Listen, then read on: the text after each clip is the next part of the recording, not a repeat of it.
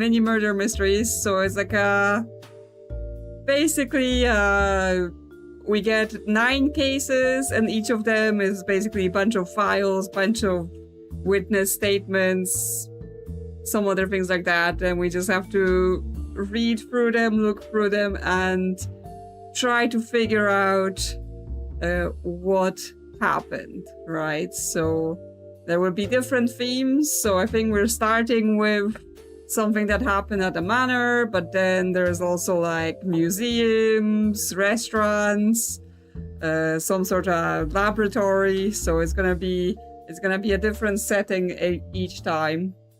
And yeah, we'll see what we can figure out. We'll see what we can solve. Hopefully I'm not gonna be on top of anything, but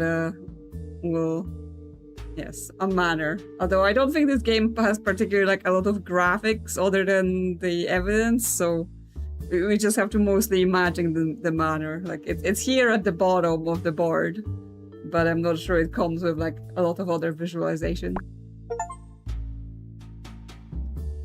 Yes, there's no graphic imagery in this game, but it does deal with murder, just so you know.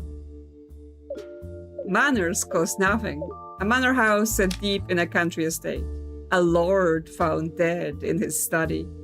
A raft of suspects. You need to figure out what happened. Investigate. Okay, a rich guy pushing up daisies and board chock full of evidence. Time to dig in and see what we're looking at here. Okay, so yeah, we have a board of evidence. I assume we just have to unveil it. However, then we have case brief, we have statements. Yeah, so I was reading this. I don't know exactly where it cut off. But yes, we're in a manor. Secrets have secrets. The lord of the manor has been found dead in the study, and there's a bunch of conflicting evidence strewn about the plates. We've got statements from his immediate family and a couple other people of note. I'm not immediately sure how much we can trust any of them, to be honest. If there's one thing I know best about cats is that they won't kill their slaves. They may torture them, but they won't kill them, just like Liv. The only difference is that cats aren't trapped in a post office, yes. I guess that's a good summary. Okay, well, I guess we can press on the 1, 2, 3 since it's marked 1, 2, 3. What we have? Neck. Underneath a stiffly ironed collar and a blood-red cravat, the victim's neck bears some visible bruising. The setting of indentations, the way the markings are spread apart, clearly lines up with where a pair of human hands would wrap around the neck. The locations of more prominent thumb indentations suggest it was done from the front. Can't tell yet if this was the cause of death, but if the victim was strangled, he saw who did it. Okay, so that's our first word that we've collected. Okay, then we have 2. Okay, face and features. The victim lies on the floor in the middle of the room, seemingly having fallen backwards over a chair near the fire. I'm not the one for judging the dead, but this is the face of someone who didn't do a whole lot of smiling. Every feature is rigid, every line sharp. Around the mouth, there is a smattering of white, powdery residue, but there's no way to know what it is, this side of lab analysis. Lifeless shark eyes stare up at the most expensive ceiling this side of the Vatican. Hello, Firefly. You have your whole bed there. I absolutely do not need you to splay yourself on the keyboard and the mic. Could you please vacate the premises? Go sit somewhere else. Come on.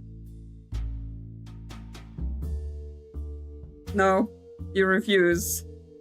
You say this is your spot now. Yep, she's like, I'm gonna bite you. Literally being threatening right now. She's like, no, I want to sit here, and if you try to remove me, I will use force to stop you. Okay, well, hopefully she won't be bopping the mic too much, if she must be there. Hey, hands. The state of the victim's hands presents something of a contradiction and trove of possible secrets. The soft, pudgy fingers are those of a person who's never known an honest day's work, but the knuckles look red and slightly swollen, a bit beaten up. There's a ring bearing some family sigil on the right, and a big, weighty gold wedding band on the left. The latter seems to be recent adornment. The skin underneath, it isn't any different from the rest of the fingers. We are just examining every single body part. Okay, so he recently got married, right? That's one way, someone may want to kill you. You get married and then they're like, well, I guess now I'll get all your money. And then I guess we just open whatever we want. Legal letter. Eddie, as your friend, more than your lawyer, I feel like I should flag that this change will not only seat Mallory as the heir to the manor, it will mean James inherits effectively nothing upon your passing. Is that definitely what you want? Bear in mind, it's not as though that lovely new wife of yours isn't fabulously wealthy already. I'm fine to enact this if so, but just thought I should present things clearly.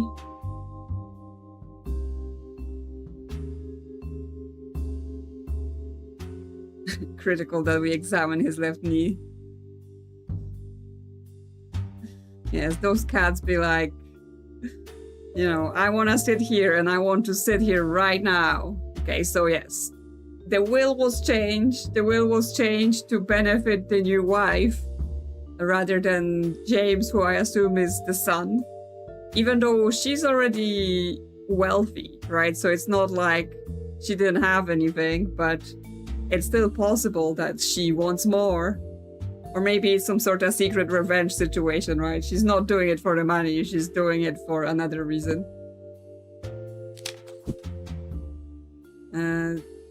The velvet restraint. A receipt in the victim's pocket details gear brought recently from some kind of fetish emporium. Excuse me. Whips, handcuffs, masks, some serious stuff here, which poses more questions than it answers. For example, who was the Lord using this stuff with? Or did someone know about this who shouldn't? In my experience, cases in less glamorous surroundings than this, with less auspicious suspects, have found themselves blackmailed for much less. Maybe her money is fake? Maybe.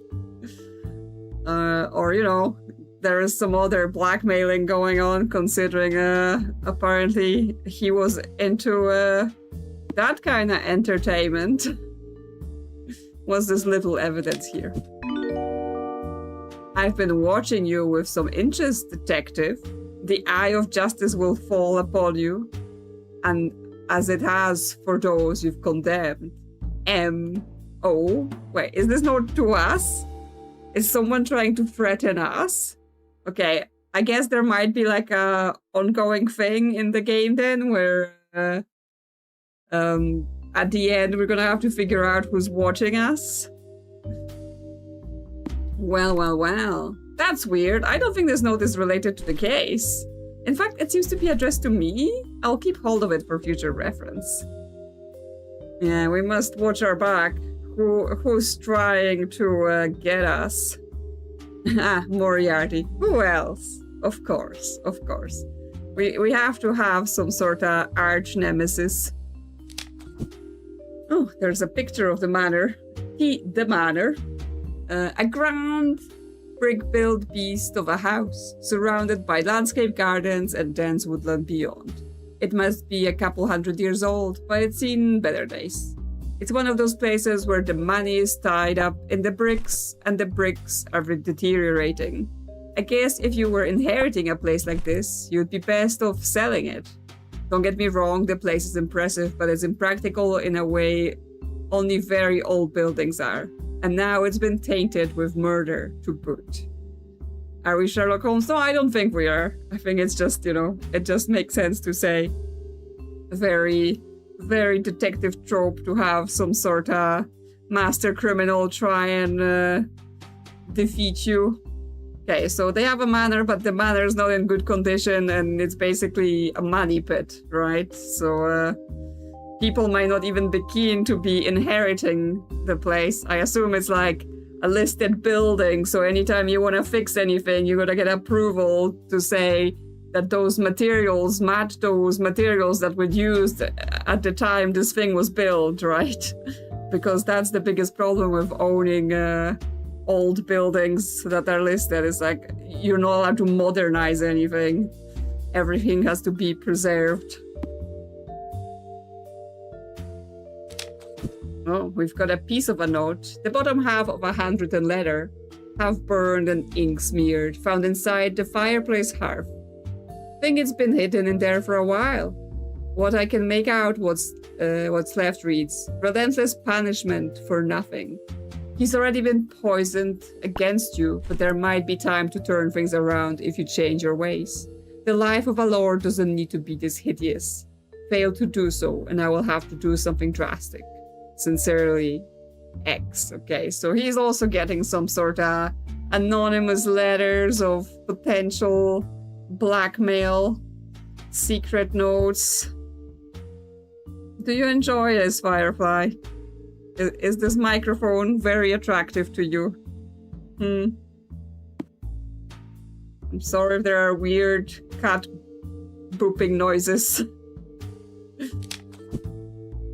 Ooh, a gun. A large hunting rifle lay on the floor by the victim. I think it might have been knocked off the nearby wall during whatever happened. It looks like it's at least 100 years old.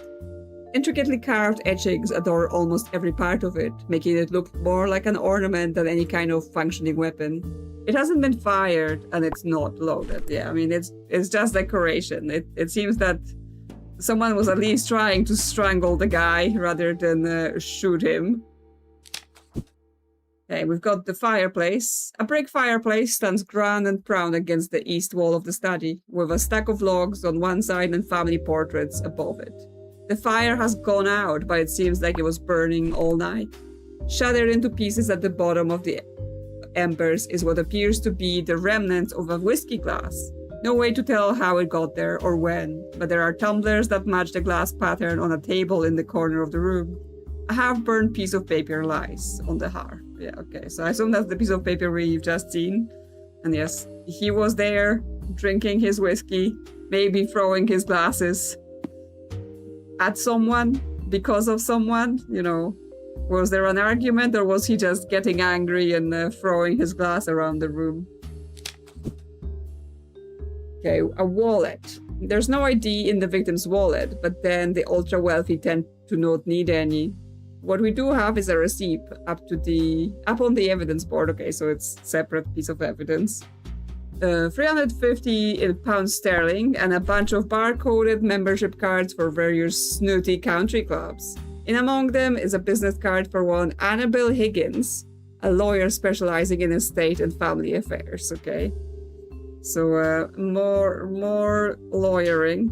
On the back, someone has written, Eddie, if you forget my number again, I'm going to shove one of those cards down your throat.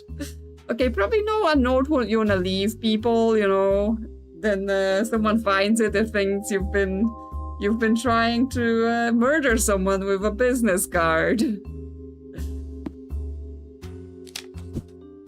Okay, we've got some sort of pictures with people being erased from them. A framed, candid photo of Lord and Lady of the Manor, laughing and walking, taken somewhere in the sprawling grounds on a summer day. They seem happy.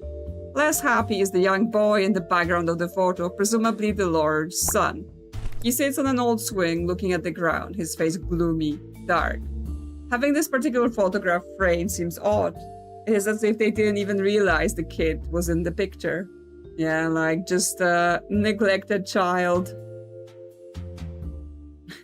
Be impressed if you manage to murder someone with a normal business card. I mean, some people are skilled. Also, it's really easy to choke on things. You know, humans are fragile. So maybe if you got it in just right. Wingard's artisanal grocer. Sterling Manor, February. Pork shoulder 4 times, rotisserie chicken 5 times, beef joint, venison loin, seasonal vegetable hamper, cheese wheel selection, seasonal fruit selection, sundries, toiletry provisions, herbs, spices, oils, milk, bread, eggs, rodenticide. Okay. Poison is available. Locally ground coffee, tea. Subtotal 1,850 pounds. For your groceries? I mean, yes, there is like quite a bunch of meat in here.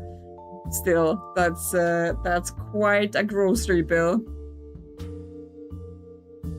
Their outfits look too modern for them to be addressed as Lord and Lady. I mean, we have lords and ladies in the UK to this day, right? Like, there is still monarchy and the various titled other lords, barons, counts, and whatever have you. So that's still going on. Yes, extremely expensive groceries, right? That's a lot. That's like, you know, probably someone's like monthly salary in some places. So yeah, I wonder, like, I mean, because yeah, it's like 5 chickens, but you know, how long could this last you? Not a month, I presume. Even for a month, that would be a lot to spend on groceries. Where are they shopping? Extra fancy poison, maybe. Maybe they get that, you know, extra fancy coffee that's like gone through a monkey or whatever kind of stuff. Gold-plated eggs. What's this other one? Okay, so that's January. Okay, so that one other was for February. Okay, so this is their monthly grocery spend. So we have 6 pork shoulders, 3 chickens, 4 beef joints, 2 venison, and yeah, like they go for a whole cheese wheel selection in a month. Jesus. Okay, no poison in January. So the poison was a February special. There's a cheese wheel selection. Have you seen the cost of an entire cheese wheel? Yeah, I mean, that's what I'm thinking. Like, if we're not talking like mini cheese wheels, right? If we're talking like full-size cheese wheels, they're buying a cheese wheel selection each month. How much cheese are you having? I mean, I like cheese, and I don't think I could go for a whole wheel in a month. But yes, no poison in January. So someone put poison in February. Specifically rodenticide.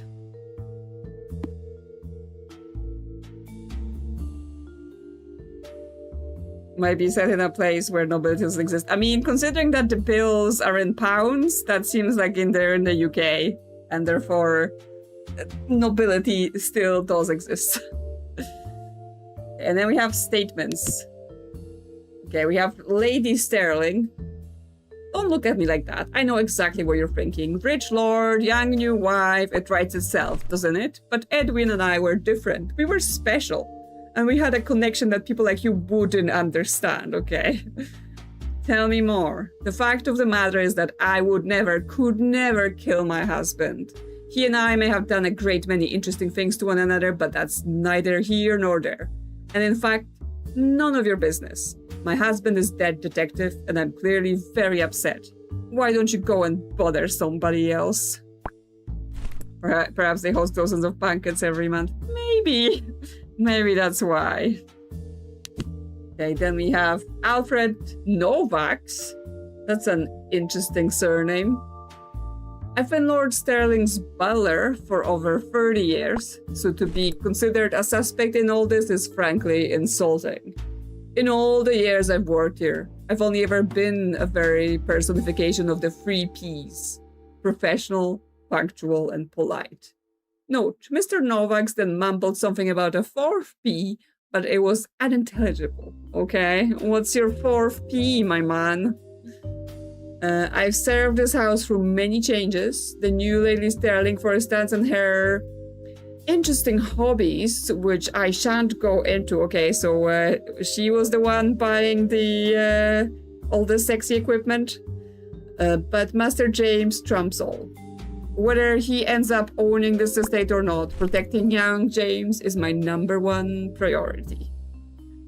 Okay, if you say so, but yes, what is the 4th P? Any good candidates of what 4th P could be all about? Annabelle Higgins. Okay, she's the lawyer. If I had a penny for every time one of my clients ended up getting themselves killed, I'd be even a richer woman. But then that's what you get for exclusively dealing with old money types. But the thing of it is, Edwin wasn't just a client. He was my friend and he had been since our school days. So no, of course I didn't kill him. He wasn't a perfect man, but who is in this day and age? Look, if it's useful to you, I have some letters that cover some recent updates to his will. But anything further and you'll need a warrant. I learned a lot about Edwin over the years, but those secrets die with me. Perfection. I was expecting something a lot more, you know, salacious rather than just perfection. Okay, so James is still quite young then. I thought he might be older, but he looks like a kid in his portrait. My name is James Sterling, and I'm 11 years old. I didn't kill my father, and I don't know who did. This whole thing has been scary and very sad, but Alfred says everything's going to be okay, and I trust Alfred. Father's new wife, Lady Mallory, keeps saying she feels belittled by Alfred. But I don't know what that means, and I don't know why she would have a problem with Alfred. He's only ever been really nice to me, and people aren't always nice. Can I go now? No, the boy started rubbing his arms. I thought he was in some pain. Okay. Poisonous. Yeah, maybe. Peculiar. So the kid is just a kid. So I think we can exclude an 11-year-old from murdering his own father in this case. But it seems like he may have been suffering here. Okay, and is that... Yes, it's suspicious, like, has something been happening to the kid, like, and then the butler says he wants to protect the kid so much, so did the butler do it because protection?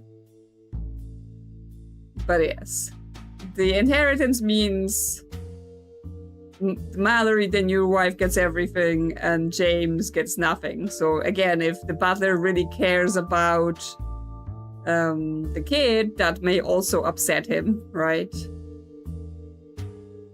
Like, it's not clear whether they enacted this yet or not. Yeah, he was unhappy, he's written out of the will, so yes, it would be so cliche to be the butler. I mean, yes, because the butler did it. So what, now we just go to solve case? Because yeah, we have all of the wards.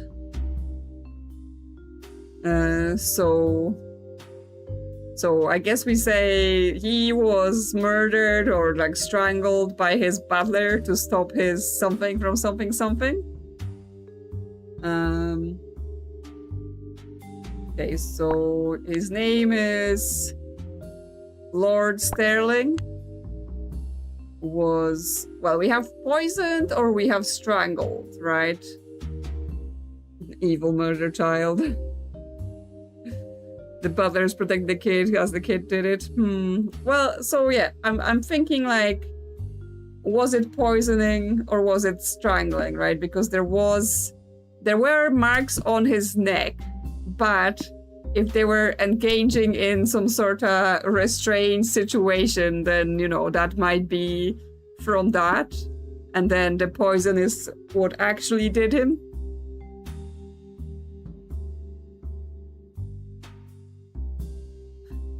The boy suffering because of the woman, he might have killed his father, then could have killed himself and framed the woman to get her imprisoned. Yeah. Well, so it says about the strangle marks. Oh, as in, it doesn't say whether they're big hands or small. No, it's just that they look like hands.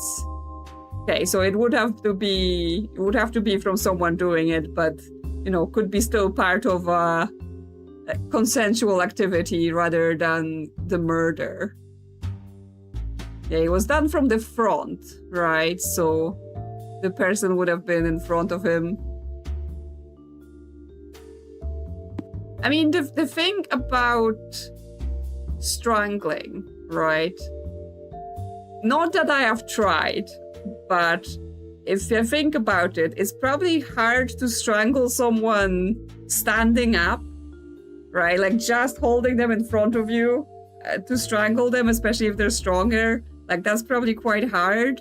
So you would have to like overwhelm them and drop them to the floor first, which again, if he was a man, then the wife or the son may have trouble doing that.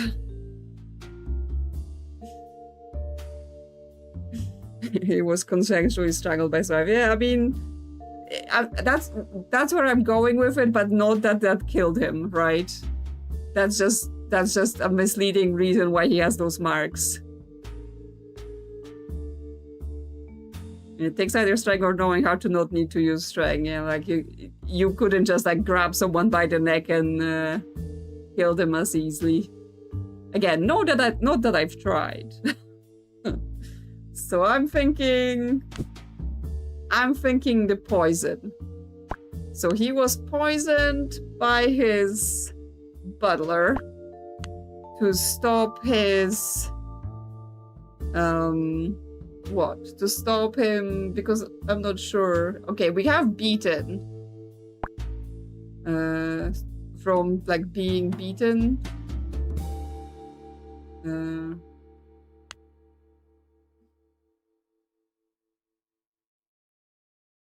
Poison might not have been lethal, but it was meant to knock someone else. I mean, I might have been a part of it, although, like, typically rat poison, it causes your, like, blood to not clot, right? You get, like, bleeding. Yeah, to stop his son from getting beaten. Okay, and then we just submit. There we go. We did it! You know what? I think that's right. The butler poisoned Lord Sterling to protect the kid from his wrath. Case closed. Yeah, I mean, I guess that disinheriting was just like the latest sort of cruel act that the Lord was trying to enact upon his son, and the butler was like, that's enough. So yeah, we have case closed, key evidence, son with suspect injuries, red marks on Lord's knuckles, threatening... Okay, so the knuckles, right? We were supposed to know that he was hitting someone because he had injuries on his knuckles. Threatening letter to Lord, rodenticide added to groceries, residue on the mouth. Oh yeah, because he had like powder, so that was the poison. And broken glass in the fireplace. Lord Sterling was a nasty piece of work in the fatherhood department, routinely beating his son with no rhyme or reason. Strangle marks on the victim's neck looked pretty suspicious, but the evidence showed that the Lord and Lady were no strangers to a bit of bedroom rough and tumble. Besides, the wife had no motive. She was already wealthy and seemed to genuinely love the guy. Rat poison as a sneaky addition to the shopping list, a note from the butler threatening Lord Sterling over his behavior towards young James, put Alfred Novak's clearly in the fray. He may have protected James from further beatings, but he won't be able to do much else from a prison cell. That's the way it goes. Yes, if he didn't like the kid, just send him off to boarding school like, you know, every other rich person in the country does. Like, what's the problem here? Okay, well, that's our first case. So yes, when they say they're mini murder mysteries, they do really mean mini, right? It's just a few things to read, just a few things to consider, and then we make our conclusions. So that's why I thought, you know, we may be able to crack this whole thing today, but we'll see how it goes. Hitting the mark. An everyday post office parking lot. A corpse in the driver's seat. Evidence pointing every which way. Time to get to work, detective. Were they in a mini? Because maybe Siobhan was right. Maybe the murders are happening around mini cars. Investigate. A big, boring, anonymous office building, just like any other in the country, except this one gets a dead guy parked out front. Okay, so, case brief. A guy's been found murdered in his car outside of place of work, which is pretty extraordinary thing to happen in an otherwise very ordinary setting. We've been through this car, searched for his belongings, and we've also got emails to and from the victim. Should be plenty to go on. It seems like everyone in this company has business with everyone else, so I guess we'll have to dig into their statements to see what's what. Okay. Maybe this time let's start with the statements, you know, see what players we have on the scene. Potentially some sort of office affair. Mike Blackwood. This is also weird. People don't just get shot in a parking lot here. That's not a thing that happens. And yeah, I mean, look, Mark and I had a complicated relationship, but I would never shoot anybody over an odd falling out. If anything, you should be talking to Mark's underling, Kevin. The guy routinely carries a gun on his hip. He shows us different pieces in the cafeteria all the time. And in fact, I once overheard him talking about how he liked to tear the place up. Something about bosses denying him the right to bear arms. I don't go in for that Second Amendment stuff. Bear arms. I mean, Mike, you sound like you've rehearsed the whole thing, right? You sound like you've prepared a whole, hey, look at that guy. He totally did it, right? Don't suspect me. So, I'm watching you. Mary Blackwell? No, okay, he's Blackwood and she's Blackwell. So not related. This is horrible. Mark and I have not been on the best terms, but I wouldn't wish this on anyone. Let alone my own husband. Okay, married to Mark, but not a good marriage. He was a nice guy. I think he just lost himself lately, wrapped up in work problems and problems with our marriage. But no, I don't know who would have done this. I wouldn't describe him as a man with enemies, and before you ask, no, I wouldn't class Mike as an enemy. More of a rival. Although to be fair, Mike handles that rival with more grace and charm than Mark ever did. Sorry, I shouldn't speak ill of the dead. I did love him. Marriage is complicated. It feels like this man's and woman's name could belong to some old one-half mystery mansion. Yes, there's like Blackwood, Blackwell, Black something. Yeah, they get married, move into a mansion, Blackwood, Blackwell mansion. Kevin. Oh, here we go. Just because I reserve my right to open carry a firearm, suddenly I'm a suspect. Is that it? How cliche. I'm no killer detective. I just like fine craftsmanship. I don't know why I keep having to explain this to people, but liking guns doesn't mean you're intent on killing anyone. You ought to be less close-minded and more open to the fact that different people like different things. I notice you're carrying a sharp-looking fountain pen. Does that mean you're going to stab someone with it? No, didn't think so. No, I'm just gonna like write something so smart, your brain's gonna explode. Look, Kevin, if you're at the scene when a crime happens, you're going to be a suspect. Exactly. It doesn't matter if you have a gun or not. Like, you were here. What happened? I mean, he does definitely feel like the kind of person that makes this their whole personality. If, you know, if Mike wasn't lying, right, saying that Kevin just constantly shows people his guns, then he does seem like that's his whole thing. Dr. Oswald. Nice to meet you, Detective. I'm Dr. Martin Oswald with Digital Forensic, the tech guys. I've managed to access the company email accounts and I have surfaced a few things you may find interesting. I've put printouts on the board for you. You can look through things yourself, but maybe one thing to note is a conversation done through an encrypted email address on the dark web. Make of that what you will. In my experience, the people who work at these small companies are in each other's lives a bit too much. Things get a bit high school, if you know what I mean. Yes. Office romance, office rivalries, just people doing various things. So, okay, but Dr. Oswald is like one of our techs, so hopefully he's not here murdering anyone. But we'll see. Maybe it's a misdirection. Maybe the tech guy did it. Okay, so we've got a phone, and there are like things connected to this phone. I assume this little note may be another threat against us. Yeah, from M.O. Back at it again, detective. Diving in without hesitation. Jumping to conclusions without all the facts. How very you. Okay, they think we're not a good detective. They think we just jump to conclusions and accuse people of things. Huh, another cryptic note addressed to me. I wonder what game someone's trying to play. I'll keep hold of this after we're done. Yeah, what are they trying to do? I guess we get 1-2 again. I guess the 1-2 is for like the autopsy reports. Torso. 2 clean shots to the chest. Pop, pop. No messing around. That's not a very professional way to write an autopsy report. Pop, pop. The blood's pulled out all over a crisp white shirt from 2 holes near the heart. Whoever did this walked in front of the car while our victim parked up and fired it through the windshield. You can see from the outside on the glass that the first shot and the second shot almost overlap. So this looks clean rather than panicked. I guess the poor guy would have looked his killer right in the eye.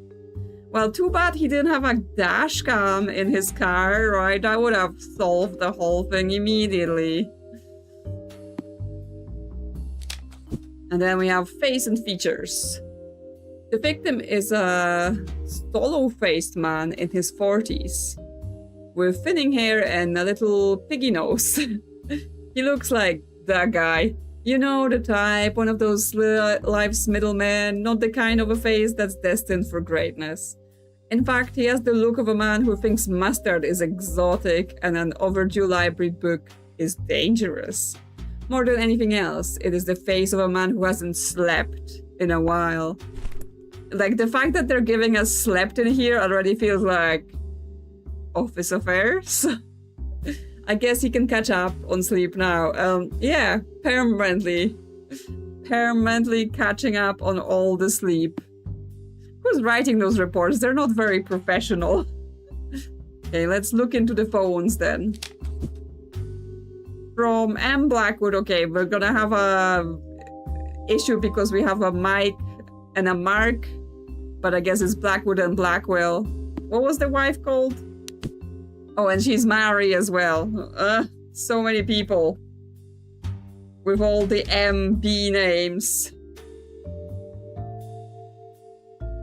So the victim is Mark, and she was married to Mary, and they were Blackwell. But then we also have Mike Blackwood.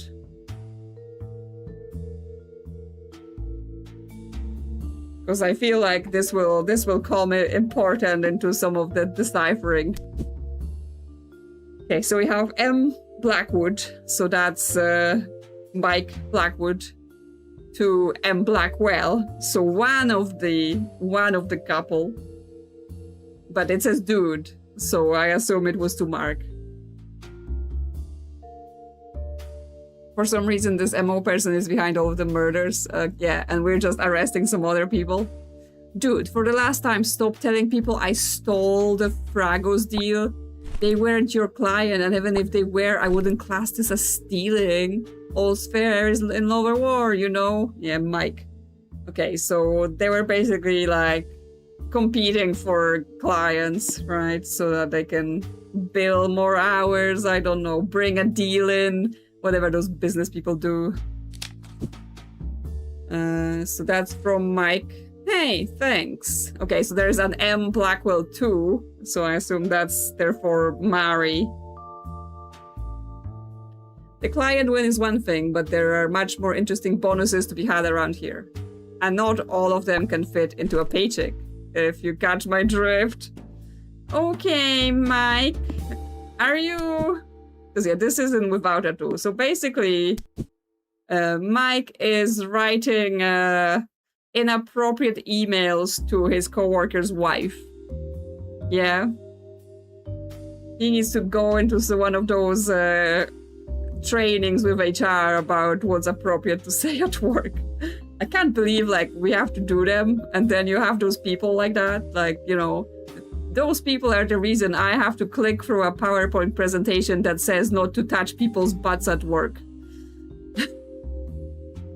Like, seriously. I had to do that training. We found this in the trunk of the victim's car. It's a 4-page guide to accessing and using the dark web, entitled The Dark Web for Dimwits.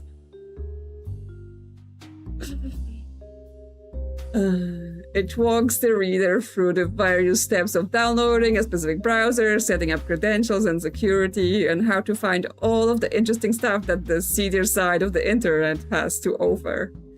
It makes for some pretty interesting reading. I guess times have changed down at your local library if this is the kind of thing they're dishing out these days. Yeah, how else would I know? Well, I guess someone has to tell me. We have a nemesis who's making sure that we're ruining other people's lives, yeah, cunning and evil, and we're falling for it. We're currently falling for it hard. Bribery training too, yeah. How to bribe? Okay, so he was trying to get on the dark web. The victim wanted to do it.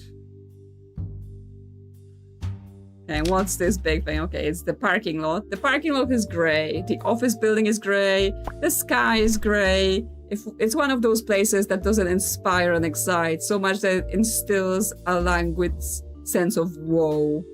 The building itself is a shared space with a couple other companies in it, and the parking lot is set around the back, making it nice and secluded. Perfect for murder. Everyone's gone home now, leaving our victim alone in his Bia bride. Did I mention this whole crime scene is distinctly grey? So we just let everyone go before, like, you know, we took everyone's details, made sure none of them had a gun, like, you know, could have been someone else. Fine. I guess you know what you're doing. Okay, some sort of letter in his glove box. A pile of the usual crap you'd expect to find in a glove compartment, since underneath something you probably wouldn't. An envelope stuffed with cash. Okay, we're getting to the bribes now. 2 neatly banded stacks of $100 bills, to be precise, probably in the region of $20,000. Also, we have moved from being somewhere that uses pounds and has lords and ladies to, like, an American parking lot. We're an international detective. This isn't the kind of car you own if you routinely have that much cash on you. Seems like our victim carried way more than just his lunch money to work. I wonder why. Yes, curiouser and curiouser. Simulated phishing mails, yeah, that too. Like, don't click that stuff.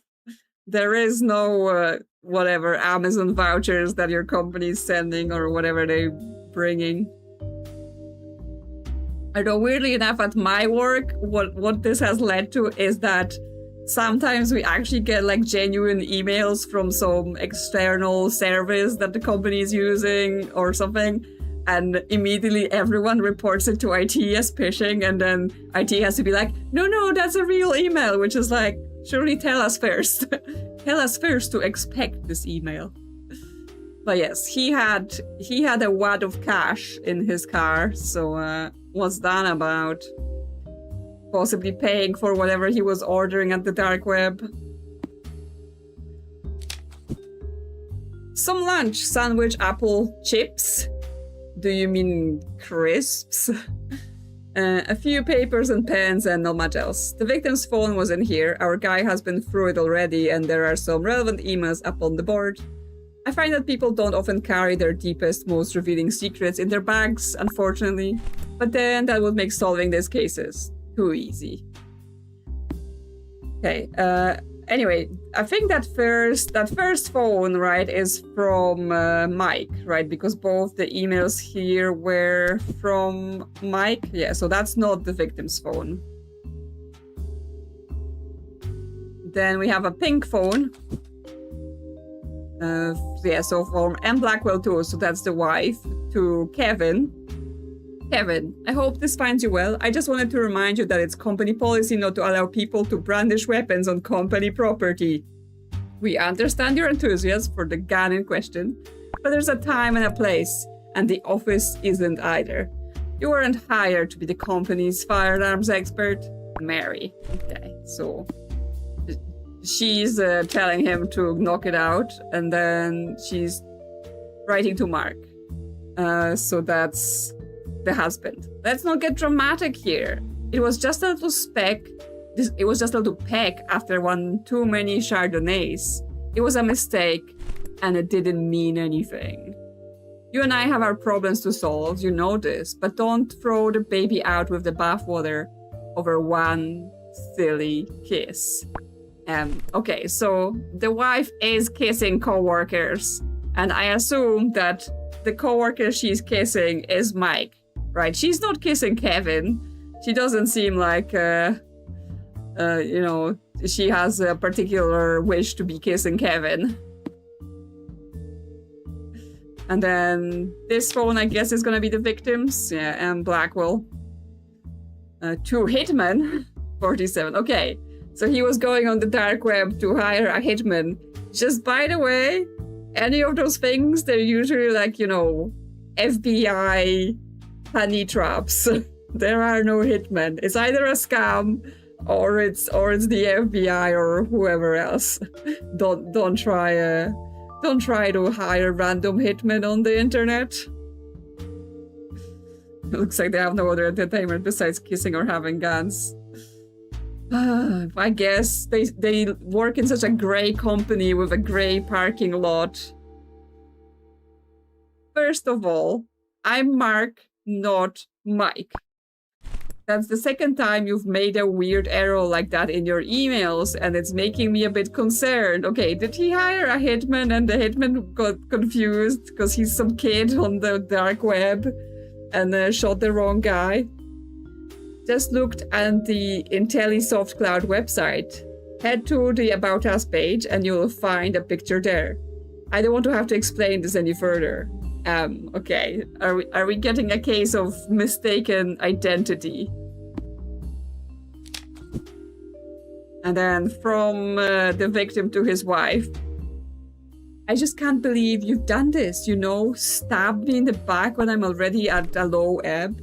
I know I could have tried a bit harder. I know the romance has been lacking on my part, but I've been stressed and under a lot of pressure.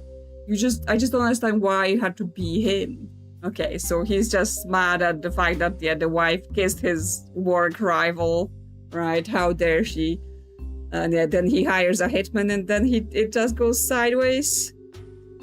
But also, don't send those things on company emails. Do you not have your own private emails? Do you not talk to each other and you're married? Like, why are you sending your wife/husband emails about your private affairs at your work email? Very unprofessional. Okay, well, but that's everything. That's everything we've collected. Right, we've got all of the awards. And then what happened? So someone was something by someone because someone has something with something problems. Or both of them hired the same guy, but the hitman was very confused since the names are so similar and thinks it's the same person. Yeah, maybe, although there wasn't any indication that any other one of them was trying to get a hitman, right? But who knows? They all seem like they deserve each other, to be honest. So, Mark, that's our victim, was shot. I mean, that's fairly obvious, right? He was shot, like, everything points to it, by,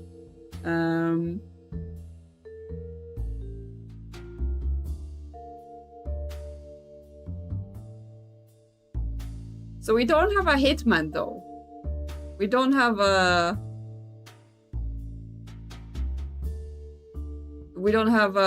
hitman as a word. We have a killer. Shot by killer. I mean, that doesn't quite make a proper sentence. because he hired what? He hired like a killer with something problems. With reading problems. So like he couldn't read properly and shot the wrong guy. So Mark was shot by what's the word that works here? He was shot by mistake because he hired a killer with reading problems. Yeah. You know what? I think that's right. The poor guy was a victim of his own contact hit because the killer misread the names. Okay, that's actually so funny. Again, if you're gonna hire a hitman, at least check the credentials. Check that they know what they're doing. There's a lot going on at this company beyond day-to-day business. Affairs, office rivalries, and long-time grudges. First off, let's rule out Kevin. Sure, he's a bit of an odd fish, but being a gun nut doesn't make you a killer. It just makes you a nut. Now to business. It seems like Mark wanted to put Mike 6 feet under, and for more than one reason. A business deal that probably should have gone to Mark's way, and a burgeoning affair with his wife Mary. Both make for a nice, robust motive. But if you want something done right, do it yourself. That's a lesson Mark learned the hard way when he hired a hitman who couldn't read too good, and who found a picture of the wrong guy on the company website. Whoops. Yeah, big whoops. Yes, never tell your hired gun to research the target. Provide the photo yourself. So much safer. Yeah. Like, just go on the website, look it up. Clearly didn't work out for the guy. The poor killer doesn't get paid just because he botched the job a little. Yeah, poor him. Okay, well, what's this third case then? Dealt face down. An exclusive penthouse card game. A body on the sidewalk below. Suspect with world-class poker faces. Let's flash out the killer. Investigate. Falling to your death at a fancy poker game? I guess the stakes were too high for somebody else. Oh, the puns. An illegal poker game came to an abrupt halt when one of the players went over the railing of the penthouse balcony. That's a long way to fall, but it's not quite as far as one of the remaining players will tumble if we find them to be guilty. Was she pushed?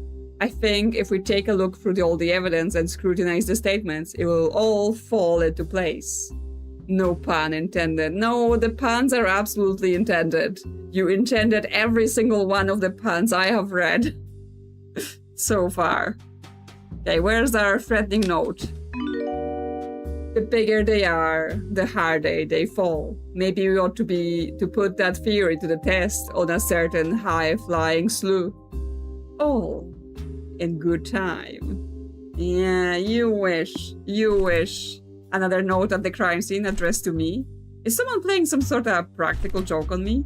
I'll add this to the collection. Yeah, I think you should be slightly more concerned about whoever's doing this.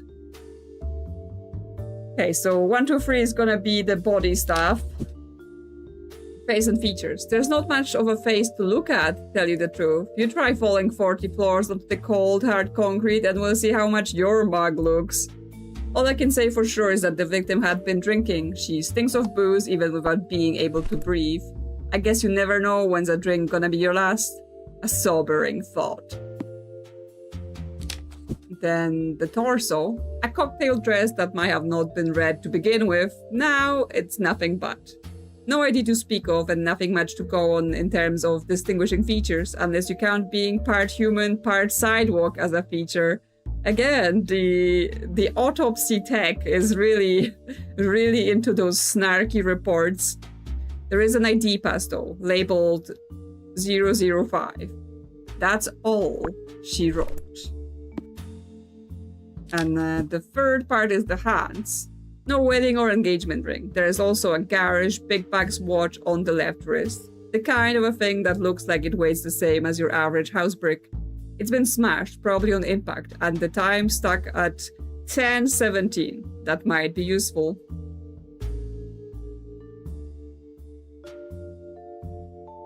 So, okay, let's see who's here.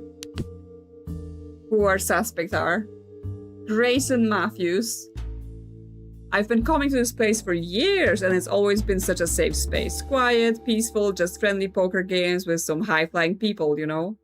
The woman here tonight kind of threw that vibe off somewhat. Obviously, it's a tragic what happened to Verity, but I look at Jeanette if I were you. She more or less threatened Verity, something about them being old school enemies. I wasn't really following, I just focused on the cards. You can never be too focused on your cards. Bad things happen if you don't pay attention. Yeah, poor you. She died and she ruined the vibe. How could she do it to you? Jeanette, okay, so that's who he's blaming. Yeah, the vibes are only somewhat off after, yeah.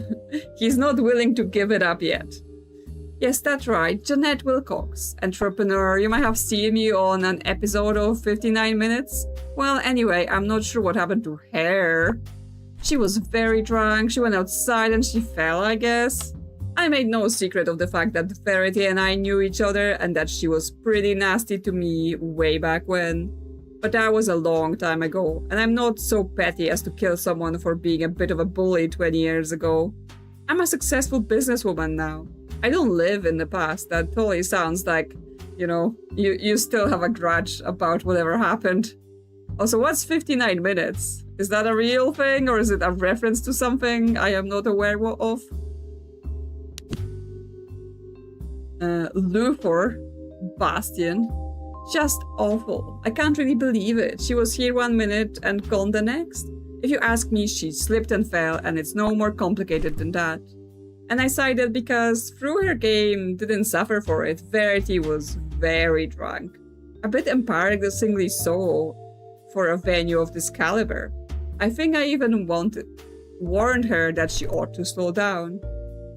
It's like 60 minutes, but I don't know what that is either. That's what I'm saying, like, it doesn't ring a bell for me. But then everyone was drinking. Mr. Matthews was caught helping himself to liquor behind the bar at one point. This place used to have some class and decorum. I suppose those days are over. Did someone like slip her something? Right? So everyone was saying like she was super drunk, but did someone like spike her drinks with something so she was further incapacitated? Connor Lewis. This was literally my second shift here and it will probably be my last. And that sucks because the tips this rich guy's hand over are insane. Okay, so he was here as staff. Look, man, I get it. It's sad that the lady died and everything, but I need to pay rent. Yes. He's being crushed by capitalism, so what's a death when you got rent to pay? Mr. Mahmoud is going to blame me for this. I know it. This poker game is his baby, and I'm guessing having the players tumble off the balcony isn't part of his game plan. And no, I don't know what happened. In fact, I haven't been out on the balcony all evening. I can't find my pass anywhere. Okay, did she have your pass? Was that what was found on her? Okay, so we have a guy at the game, we have a member of staff, and we have someone who's like, oh yeah, she was my school bully. And then also some other guy that says the vibes are off. Okay, so what's our other evidence? Floor manager, yes, Ahmed Mahmoud, on shift Connor Lewis, balcony door passes, yeah, there we go. 2 management, 3 staff, 4 Grayson, 5 Verity. Okay, Luthor, Bastian, 6. Okay, so she had her own pass on her because it was number 5. And 6 is Luthor and 7 is Jeanette. Notes. Do not sit Mr. Jones next to Mr. Wilcox next to one another. Mr. Bastian likes to sit with his back to the balcony. No dealer. The guests would like to deal themselves tonight. Okay. Do we have to go and solve like who sits where? pile of cards lay strewn across the table, untouched from the moment the game ended. Presumably, that was when they realized our victim hadn't returned to the table in a while. I've never liked poker. It gives people the occasion and the opportunity to bully people they wouldn't normally, brings out the worst in people. Now chess, that's a game for the old grey matter. Okay, he's just being like, you know, these games, they're for lesser people. Chess is where it's at. We're being judgy. 4 piles of chips sit at the abandoned table. No way to tell where Janet, Luther, Grayson, and Verity were sitting just from looking at it. But the player on the left was on a winning streak. There's a 100 note next to one of the stacks. Okay, so we do have a layout, right? We have the balcony here, and there was something about sitting with the back to the balcony and stuff like that. Why there are always 4 witness suspects? They make the number of witnesses fit the game UI. They were like, okay, listen people, we only have 4 slots, so pick the most suspicious people and let everyone else go, you know? Okay, so we may need this. We may need to figure out who was where. 4 is the number of death. An apartment with the vibe of a high-rent hotel suite. There's a bar, a lounge area, and the biggest, fanciest bathroom you've ever seen. We're pretty high up here too, 38th floor. You can see for miles in every direction. The poker table's a big, solid, permanent fixture in the back of the room, which makes you think this isn't a one-off operation. The guy in Vice really ought to clamp down on these illegal games. Okay, where are we where it's illegal for people to play some poker in their own apartment? I mean, I know like some places you can't do it with like real money or whatever, but privately in your own house? Everyone's been at the sauce here, but one of them more than the others. There's a side table loaded with empty glasses of what used to be a bunch of fancy cocktails. Silly umbrellas, fishbowl tumblers, long straws, you get the idea. Must be nice being rich enough not to worry about tomorrow's hangover. Yes, they've all been drinking, but she was extra drunk. Connor, okay, that's a 100 note. Note from manager as well. I know you're new here, but I don't want any mistakes tonight. These aren't your common or garden nobody guest. These are mostly elite successful sharks, so treat them as such. That said, we make our own money from the table fee and the drink, so don't let anyone serve themselves. And don't mess up the balcony passes. Simply hand them out according to the list on the staff sheet. Good tips in this for you if you can stick it out. Okay, so could have gone something wrong with the balcony passes, although again, she seemed to have the one that was meant for her. What else? We've got, this is where the victim fell from, a towering penthouse set high amidst the city skyline. Rich people think they're pretty untouchable, huh? Here they are frolicking in their ivory tower. But they're only ever one slip, trip, or push away from a nasty end, just like the rest of us. Case in point, our fallen patron. The team down on the sidewalk says it's not a pretty sight, and I believe them. You wouldn't look too great after falling 36 floors either. I don't imagine the poker game itself is relevant, at least I hope it isn't, because I have no idea how to play poker. Yeah, me neither, so hopefully it's not relevant in the sense of like, you know, we have to figure out who was winning from the cards, but there was like indication like who had the most chip stacks, right, on the different sides of the table. So I assume I'm just gonna go by the more stacks they have, the more money they actually have. Hopefully. Poker's a very boring game. It's the gambling that makes it worth playing. I mean, yeah, I don't like full-on get it either, so it doesn't look like it's a game where you do a lot, right? It's more about doing the gambling as part of the poker rather than like you're actually executing some sort of strategy with playing cards.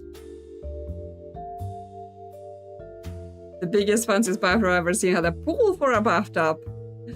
And I don't think this apartment has a more luxurious bathroom. A whole pool, yeah, that's a lot.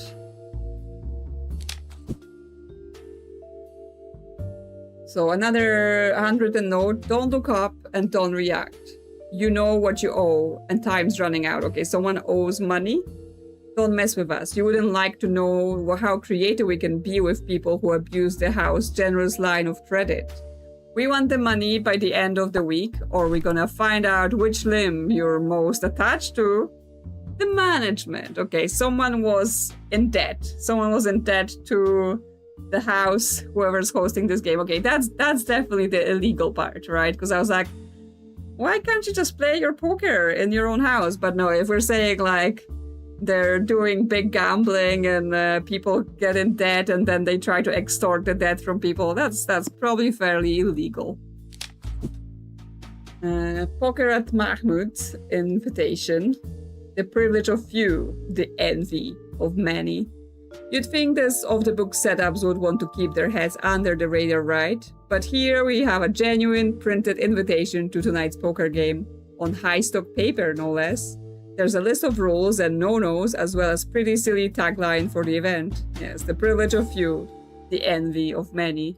You have to admire the old school approach. We don't get to read the rules, we don't get to find out what the no-nos are.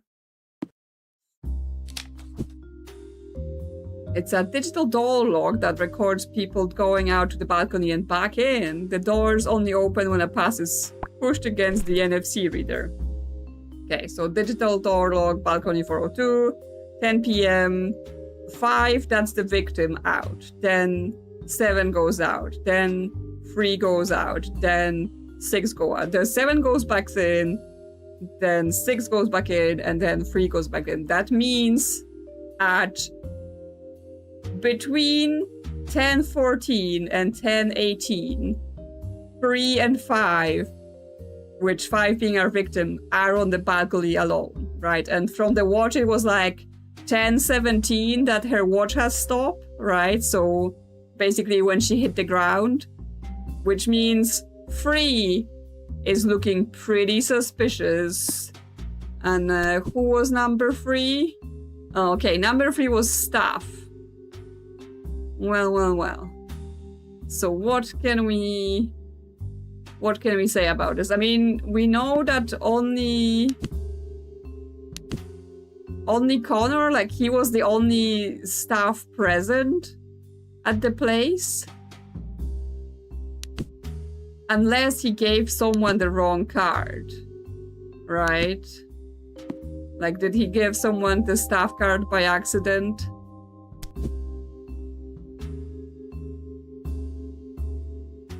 Yeah, don't mess up the balcony passes, simply hand them out according to the list on the staff sheet. Oh, because he said he was missing his pass. Yeah, I haven't been out on the balcony all evening. I can't find my pass anywhere. Yes, okay, so yes, it was his pass. It was his pass that was used, but used by someone else, or at least so he claims. But let's take him at his word, right? Let's take him at his word that someone has taken his pass. So we know that 7 and 6 went out using their own pass. 7 and 6. So we have Luther and Jeanette using their own passes to go onto the balcony, which means we have Grayson either not going into the balcony at all, or he is using someone else's pass. He is using the staff pass to go out to not leave a trace. Right? That's a possibility.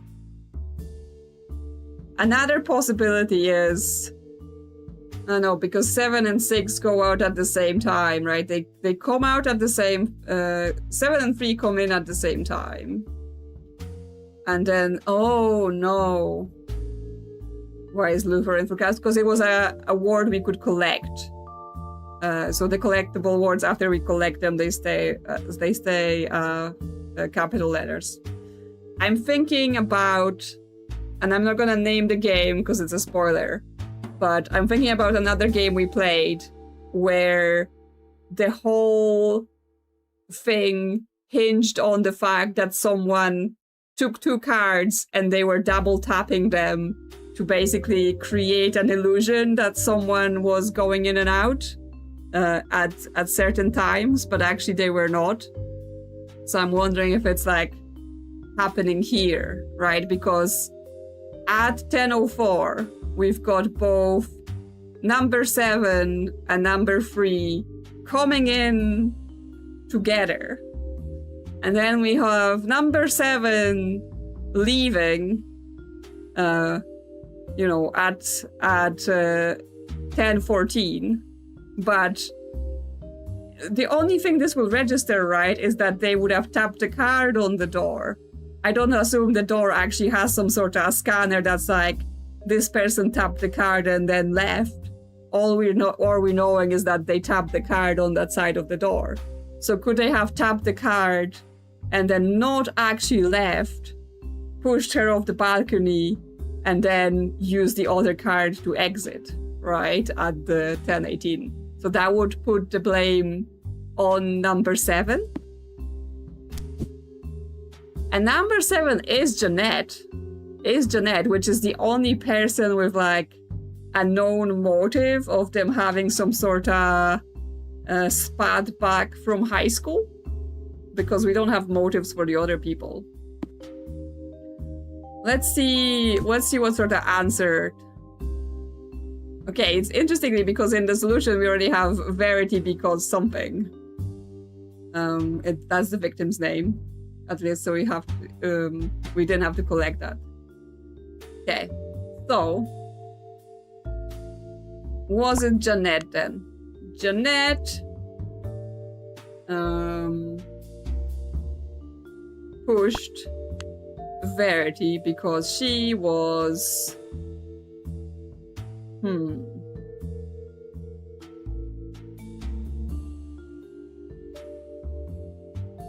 yes. What is the reason, right? Like, is it because of the school bullying, or is it because of whatever's going with this poker game?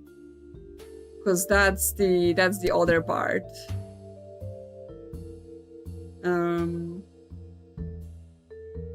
There was stuff about who should sit where at the poker game and stuff like that, and who was winning. Yeah, so we have like whoever's like sitting onto the sides and back to the balcony, they've got like 3 stacks, and then whoever's sitting on the side on the left is winning a lot. So like, is that relevant, right? Is the amount they're winning something to do with it all?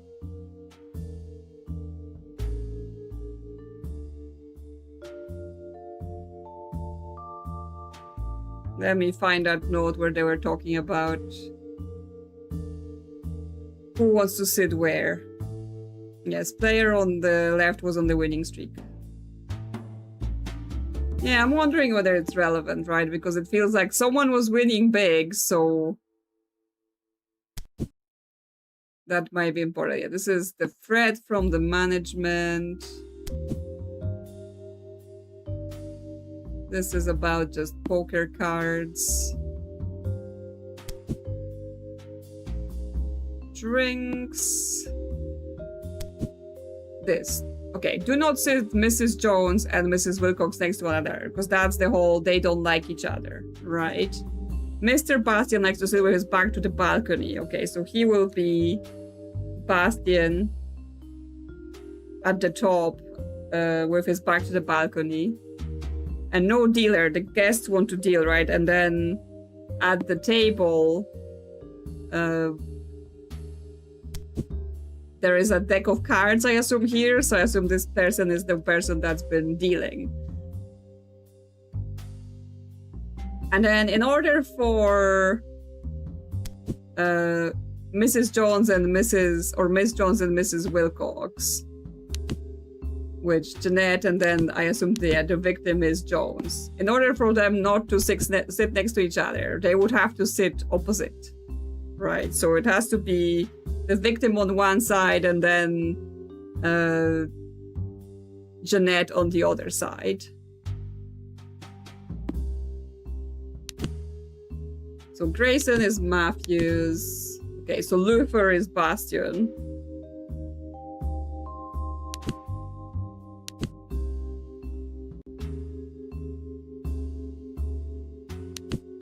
Okay, so Jeanette had to sit on either left or right.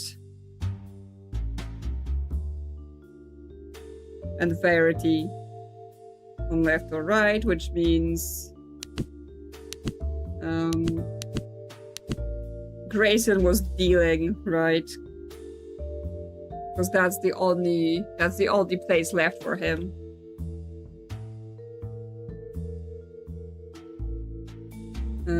Ward by the blue autopsy? Ah. I missed an and. Didn't click on it. There we go. Thank you.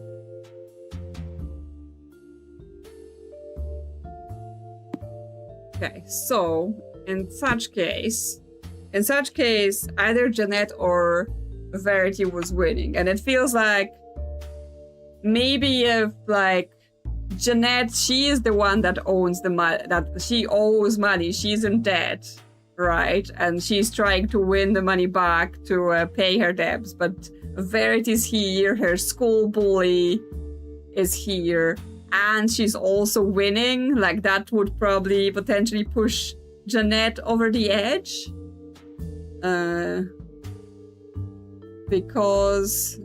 Yes. So Jeanette pushed Verity because she was winning and like she was a school bully.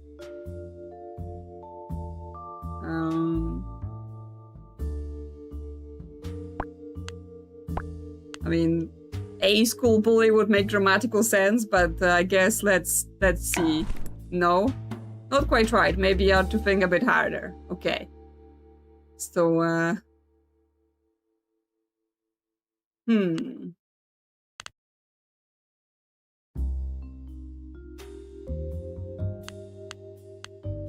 how do I...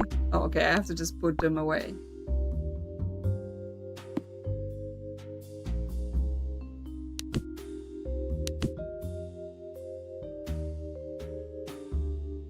Okay, so she's like, oh yeah, she just went outside and she fell and I had no reason to do it.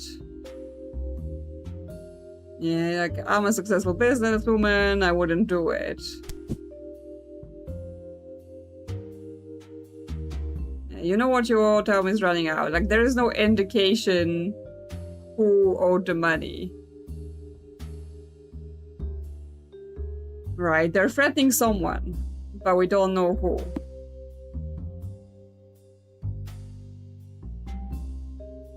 And it's from the management, so it's from whoever's running the game. It's not like either of them wrote that letter, unless like she's secretly the management. But I don't think, because it's Mahmoud's, right?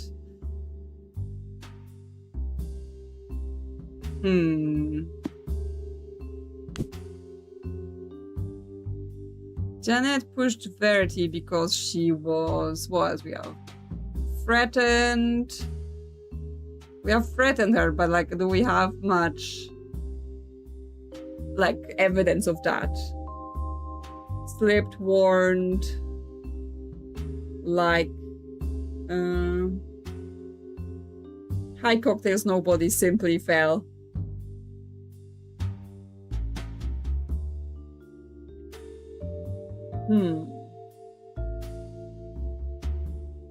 Janet pushed Verity because she was drinking all the cocktails. Is that a good enough motive? What does this do? Okay, he thinks 4 out of 6 are wrong. So I presume my reasoning is wrong.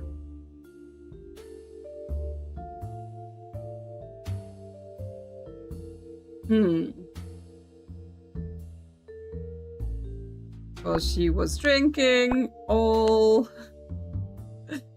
the cocktails. No, probably not.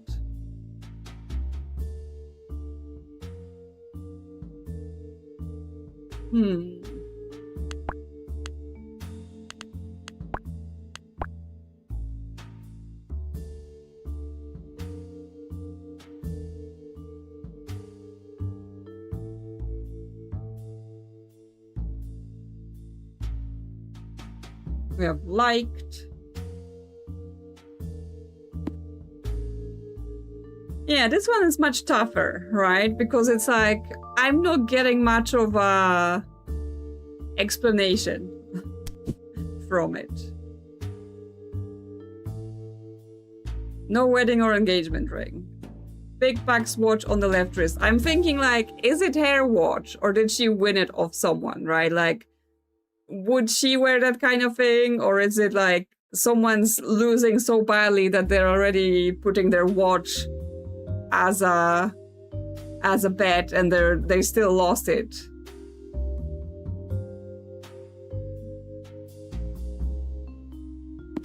Did the guy who made his one drink steal the pass of the staff? Maybe, because then he would have been around the staff area.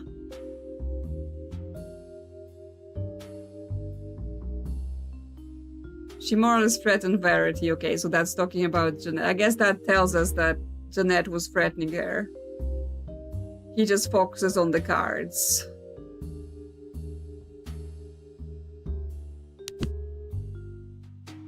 She's like, I didn't do it. She was very drunk. Mr. Matthews was caught helping himself to liquor behind the bar at one point. So he, Grayson Matthews. And I mean, he is pointing fingers pretty hard, right?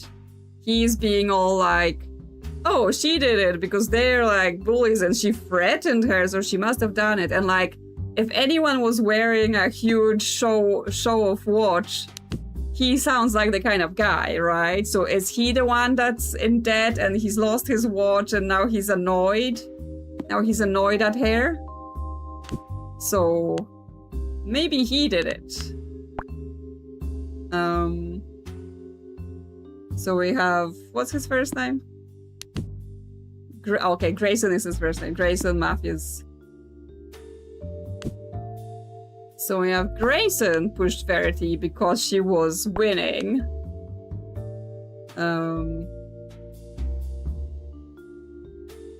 Yeah, he's like, I need to focus on the cards. But then she was winning and what? Winning all... because the watch is not mentioned here, right? All his money? Like she was winning all his money? Yeah, there we go. Okay, he was being sus, right? Grayson needed his win and Verity was running away with the game. There we go. Okay, so it wasn't what I thought with the passes, right? It wasn't what I thought with the passes because I went with the whole... Someone was like double tapping or whatever, but no, he just stole the pass and he used it. Verity Jones was pushed from a balcony on the 38th floor, which doesn't make for a very pretty scene down at the ground level. I guess what goes up must come down, even high rollers. Verity and Jeanette might have had long-standing beef, but enacting revenge in such a showy way would be too crude, too obvious. As always, the devil's in the details, like a note slipped in Grayson Matthews' pressing urgency over his gambling debts. Had he won the poker game, those debts would have been easily paid, but he was losing his shirt to Verity and that had to stop. So Grayson went behind the bar, stole the waiter's pass, and acted fast while it was just him and Verity outside. Nasty way to go. Yeah, okay, so it was all him. But yes, it's getting a bit more complicated. We have to like solve little games as well.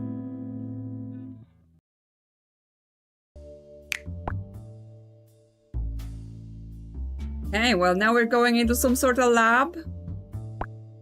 Gonna be doing experiments, chemical reactions, a cutting-edge biochemical lab, a victim found slumped over his work, a close-knit group of scientists, a murderer waiting to be uncovered. Let's investigate. Scientists, chemicals, and pioneering new tech. The frontier for innovation plays host to the world's oldest crime. Okay, so who's our peeps? Actually, no. What's our brief? Solving murders is sometimes more art than science, but here we are all the same. Called to a crime scene right in a lab, right at the heart of scientific progress. One of the eggheads is dead, and the others are acting shifty. That's not to mention the animal rights groups mixed it up in things. Let's look at what we've got here and apply some serious scientific methodology. We should have enough here to figure out who did what. Okay, so let's see. We have Dr. Anvi Patel. Are you sure this was just an accident? Medilabs is a place of science, not violence. And Peter was a well-respected colleague. He was well-liked by everyone. And no, I'm afraid I can't really go into detail on what we were working on. We're all under NDA for one thing, but moreover, the nature of our work is highly secretive. It's important. And that means that what goes on here absolutely has to stay within these walls. All I'll say is this: if we archive if we achieve what we're trying to achieve, it could very well change the world. It's a shame Peter won't be here to see that. Okay, but is it like change the world in a good way or change the world in a bad way? What about message from Memo? Yeah, I'm gonna check it out first thing on the board, but let's see the people things. Dr. Harlan Moore. Dr. Lorne, Peter, he was one of the greats. His mind worked in brilliant ways, but he was also a bit scattershot at times. Are you sure he didn't just have some sort of accident or a heart attack? You would think, like, you know, people who are prone to accidents, they wouldn't hire them in labs, right? They would be like, you're just a liability. You can't work with the sensitive equipment.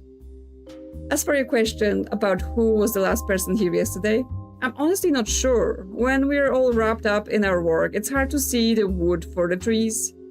I know that Anvi was first in this morning. She discovered the body. I saw you were interrogating her earlier. You guys ought to leave her be. She works very hard and cares a lot about the work.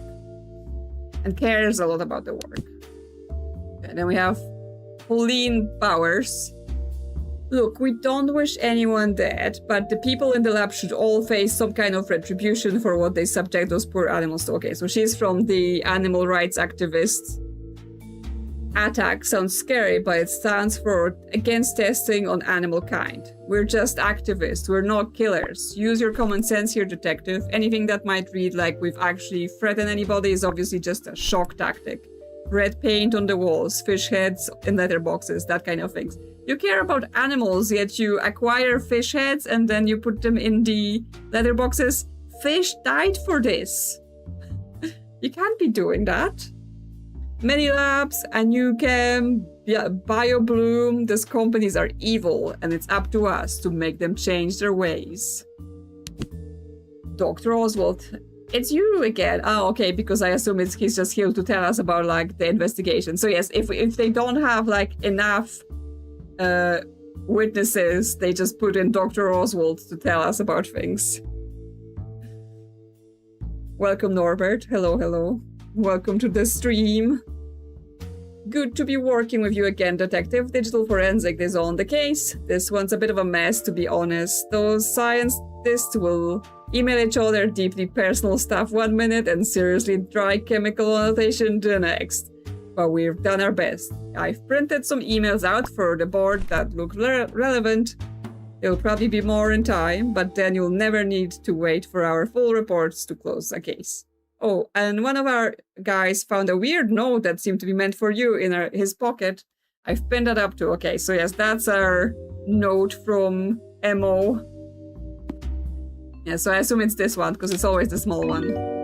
Detective, I wonder if you ever stop to think about the effects of your conclusions have had on other people. Your haste creates ripples that stretch far and wide. M-O. Okay. Is it Dr. Oswald? What's his first name? Dr. Oswald, come here. What's your first name? I need to see your ID real quick. And also a handwriting sample while you're at it. These strange notes keep adding up. I'm starting to think somebody's keeping tabs on me. I'll add it to the collection once we wrap this case. Yes, you should be suspicious. Someone's watching us. Okay, so let's look at the body. Torso. The victim has collapsed over one of the workstation, but there's no blood and no signs of any real struggle. Inside a pristine lab coat, there's ID that confirms him as one Dr. Peter Lorne, a handful of cash, and a few sticks of gum. There's also a business card from someone called Terry Noble, director at research company called BioBloom. Okay. Potentially they were trying to poach the guy. On the back of the card, someone has written PZ handover at O'Malley's. 7 p.m. on the 14th. Today is Friday the 14th. Oh no, they weren't trying to poach him. They were doing corporate espionage. And this guy was selling out his current company. So, you know, the other people, if they think the work's important, they might be like, kill the traitor. Also, it's Friday the 13th. What a lucky day. Face and features. We have here one of the most stereotypical looking scientists I've ever seen, complete with crazy hair and crazier eyes. 2-day stubble and buggy eyes suggest he's been working every hour that God gave and then some. There's a small bump on the top right of his forehead, but I think that's just from where he hit the warp surface as he collapsed. Otherwise, there's nothing from which to infer cause of death. Well, maybe they're making, you know, their important work is making a new poison that they can kill people with, and that's what will change the world. This guy needed to cut his nails. Moreover, his hands are covered in small bite marks. I guess if they're working with like animals, rodents. Yeah, the autopsy tech is like mean and judgy and totally unprofessional. They just keep making like unnecessary commentary about people's appearances. I don't think I need to do a suspect lineup to figure out that this is the work of the cage rats in the lab. They always say, don't bite the hand feeding you, but I guess that goes out the window if that hand is also testing chemical solutions on you. I'd probably bite back too. Yep. The rats did it. The rats, like, all got together and were like, it's time. Coincidentally, it's Monday the 13th. Yes, it is. So, not quite the Friday situation. Okay, so we have some sort of board with chemical things. A communal whiteboard hangs on the far wall, covered in weird formulas. It's also got a grid divided into the days of the week. Monday at P. Man named Terry called, said you know what it's about. A. Tuesday. Need new project code name for latest trial. Suggest we move to Z wards now. At P. Borrowed your lab coat. On Wednesday. Thursday. I'm heading out early today. You two look up Harlan. Okay. So there were some sort of communication. Man named Terry called. Was that the man with the Terry Noble, right? The guy from the other company. Wow, he's pretty bold if he's like calling their lab to arrange whatever they're doing with like PZ handover. So we have Harlan Medilabs to Harlan from Anvi.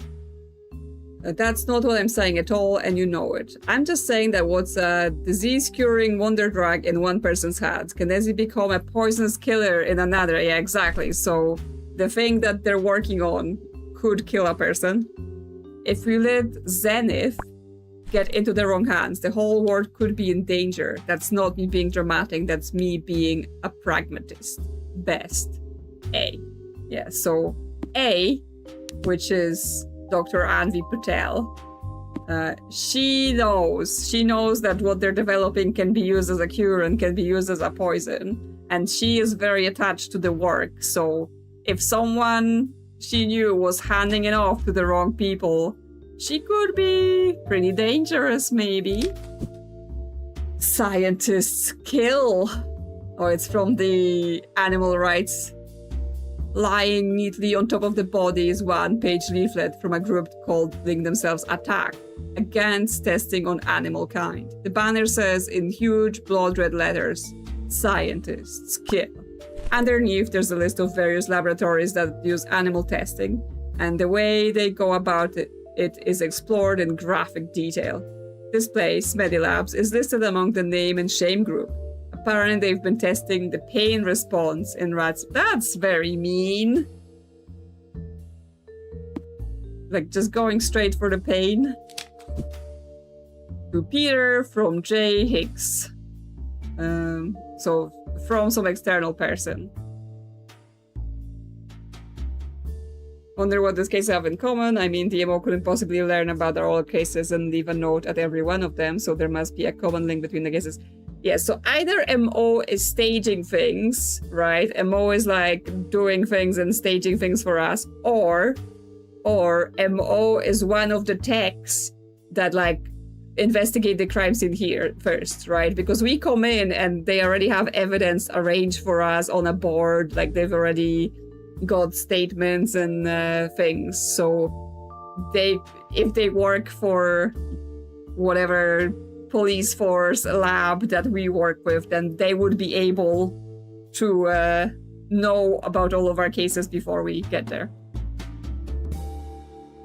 Dr. Lord, as per your previous email, I just wanted to confirm regarding selling your position in Medilab's parent company, Saft.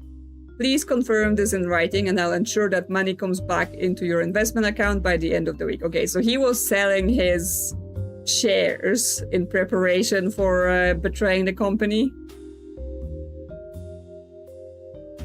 I can confirm that the deposit you inquired after was made at 11:42 on February 11 with the reference BB initial. Please log into your banking dashboard for further details. Okay, so that's the payoff that he's getting for the espionage.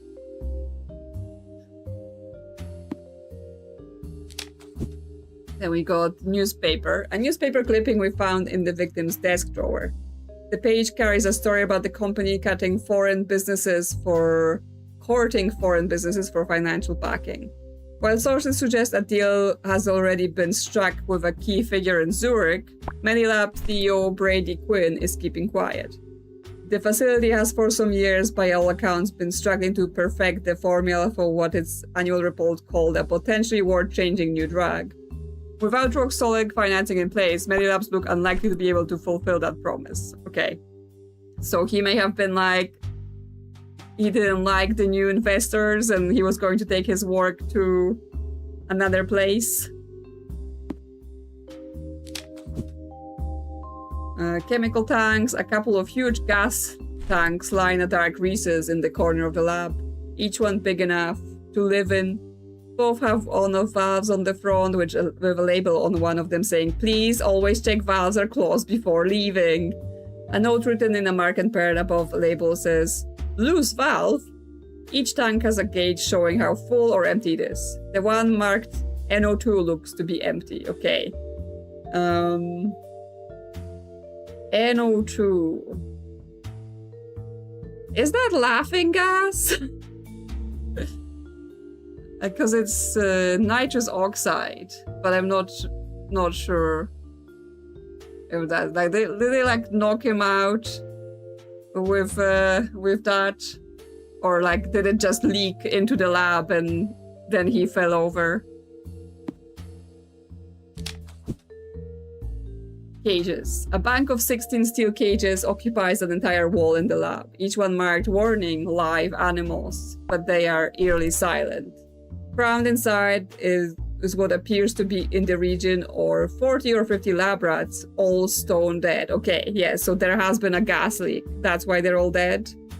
Gives an already creepy place an even creepier atmosphere. Okay, so all the poor rats, I mean, they weren't having a great life anyway if they were being tested on, but now they're all dead. So from Anvi to Anvi from HR. Hi, Anvi. Thank you for bringing this to our attention. I want you to know that we take this kind of thing very seriously, so we'll be having words with him. Sexual harassment in the workplace is a very sensitive subject, and I know you don't want us exposing the details of this to your other colleagues, so leave it with me and I will take the appropriate steps. Susie, okay, that makes it sounds like, you know, HR is about to make that disappear because they just want to protect the company rather than actually help. But yes, who's harassing Anvi then? Because that's not good. That could add up to her feeling certain ways about certain people. To Harlan from Peter, so that's the dead guy. Harlan, I think you might have sent me that email by mistake, unless you really were planning on giving me your heart for the rest of eternity, that is. Okay, is Harlan the guy that's doing the harassing? I know what's going on here, and I fear I must give you some unsolicited advice. Your feelings are just going to end up hitting a brick wall. Anvi's not interested, and not just in you, if you catch my drift, okay? So, Anvi's just not in it for the men, I assume. But yes, I guess it was Harlan who was doing the harassing. So this guy here, he's the one doing it. That's why he's like, oh, leave her alone, and stuff like that. And the lab, pristine white and vacuum sealed. This lab is not your usual working environment. A billion vials of acid and chemical unknowns line the entire wall, with beakers full of brightly colored substances, all labeled with names I don't recognize. On the west wall, there are a couple of big silver tanks, each of the size of a car stood on its end. There's a single skylight on the ceiling, which is open. On the east wall, there is a built-in row of animal cages, mice and rats, all dead. Okay, yeah, we knew that the rats were dead. And that's supposedly everything? Yes, we've got all the wards. So, someone used gas. Because, like, yeah, the one of the tanks is empty, right? Like, and there was a loose valve, so presumably that's why all the animals are dead, and that's why the guy passed out, and then potentially, like, he passed out, but so then someone else could have killed him after, like, proper, if the gas didn't kill him. But maybe, like, you can probably overdose on that thing and die from that as well. But yes, it says to stop him from something. Like, to stop him from selling or exposing the project. What do we have? Yeah, we have selling.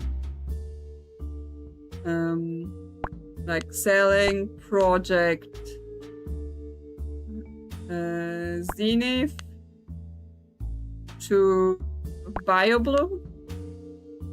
So yeah, I think it was Andy, right? Like, she cares about the work, so if she found out he was trying to sell it, so she would have been pretty mad at it, right? Andy used gas to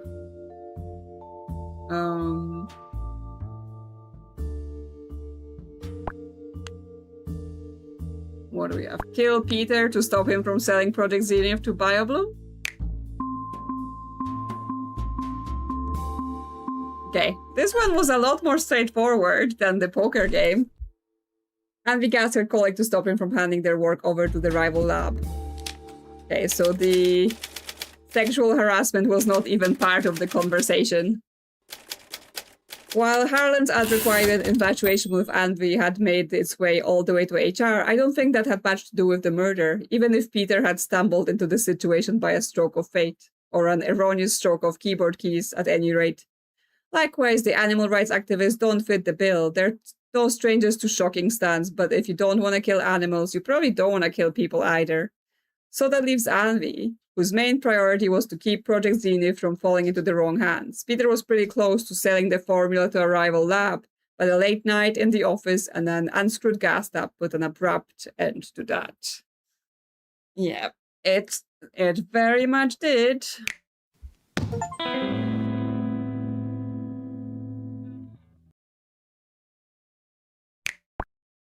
Okay, then we have a motel. Early checkout, of course. A seedy motel on the outskirts of town. A guest found dead in the shower. Simple accident or something more sinister? Time to straighten things out. Okay.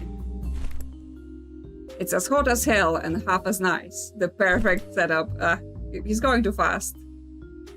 Yeah, don't exactly expect salt of the air types in the motel. Okay, well, let's read the note from our secret admirer.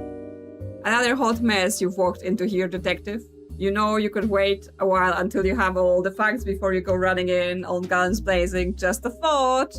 Okay, so they just don't like the fact that we take like 5 minutes to solve a case. And then we are like, yeah, you did it. Hello.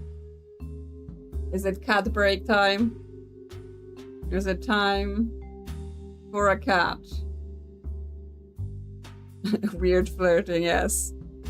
Yes, normally I'm like, you know, send me some chocolates or something. Some compliments. But I guess they're into this sort of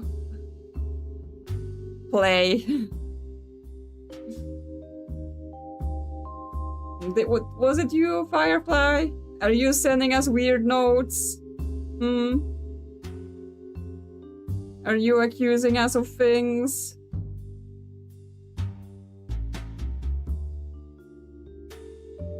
Okay. Ugh. But yeah, you can't hold on to the desk if you want to get off. That's not going to work.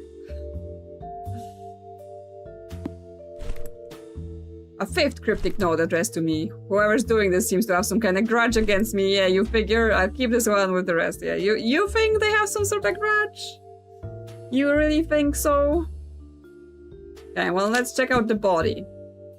Torso. The body lies face down and naked in a grim, dank shower. There's some mild bruising on the right shoulder blade, which would be consistent if he fell, as the scene seems to imply. Average build, average height, nothing much else to say. Really? You've got no snarky things to say about this person? When we'll combine the things written in blue in these notes, I assume that's gonna be the last case where we like look through all those notes we've received. Hands. The victim's left hand has clasped shut around the shower curtain, which looks to have come unpegged from the rail as he fell. Rigor mortis has set in, so we're gonna need the guy at the morgue to free the curtain, I guess. All looks pretty consistent with a deadly fall, so if this is murder, someone's done a pretty thorough job of mocking up this little scene here. Nothing in the right hand, and I think the officer on the scene said he'd taken fingerprints already. Okay, so far, looks fairly innocent. Face and features. There's faint bruising on the temple and a small gash on the back of his head. The latter doesn't seem big enough to be the cause of death, and I can't see anything sharp in the shower that would have caused it, okay? Suspicious. No blood in the surrounding area either, but then the shower had been running for hours by the time they found him. If I had to guess, I'd say the guy died from blunt force trauma, internal bleeding maybe? The extra head wound doesn't really fit the scene. Okay, well maybe that's the key. Maybe someone like smacked him about first and then put him in the shower. Who we have? Marta Kaminsky. I don't know much about the guy. He was just another anonymous guest in a long line of anonymous guests. The maid simply found him during turndown, but I sent her home as she was in shock. You can't do that. You can't send the person that it was the first on the scene home. Like, we need to know what she's seen. Could be key evidence there. Look, I get it. This is a one-star motel, not the Ritz, but that doesn't mean it's a hotbed of murder. You say you found the guy in a shower? Sounds like he probably just slipped and fell, no? It's sad, but it happens.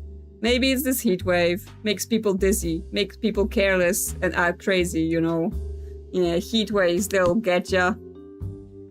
Tony Farrow. 1 minute I'm sleeping in my truck, the next minute I'm hauled out here answering questions about some dead guy I've never met. When I crash this truck on the freeway tomorrow, I'd be because you guys kept me up all night. Well, don't drive if you haven't slept there. My movements, minimal. I pull up here around 7 p.m. Marta lets me park the truck and snooze in the lot. Anyway, it's hot as hell, and I'm tired, so I lay down in the sleeper and crash out. Then poor Tony here gets his ass dragged out by that little pipsqueak boy in blue of yours. He's lucky I didn't knock his... You know what, never mind. Are you threatening a police officer, sir?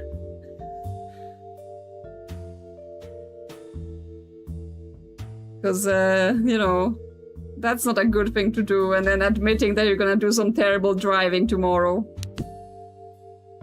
Sonia Ferreira.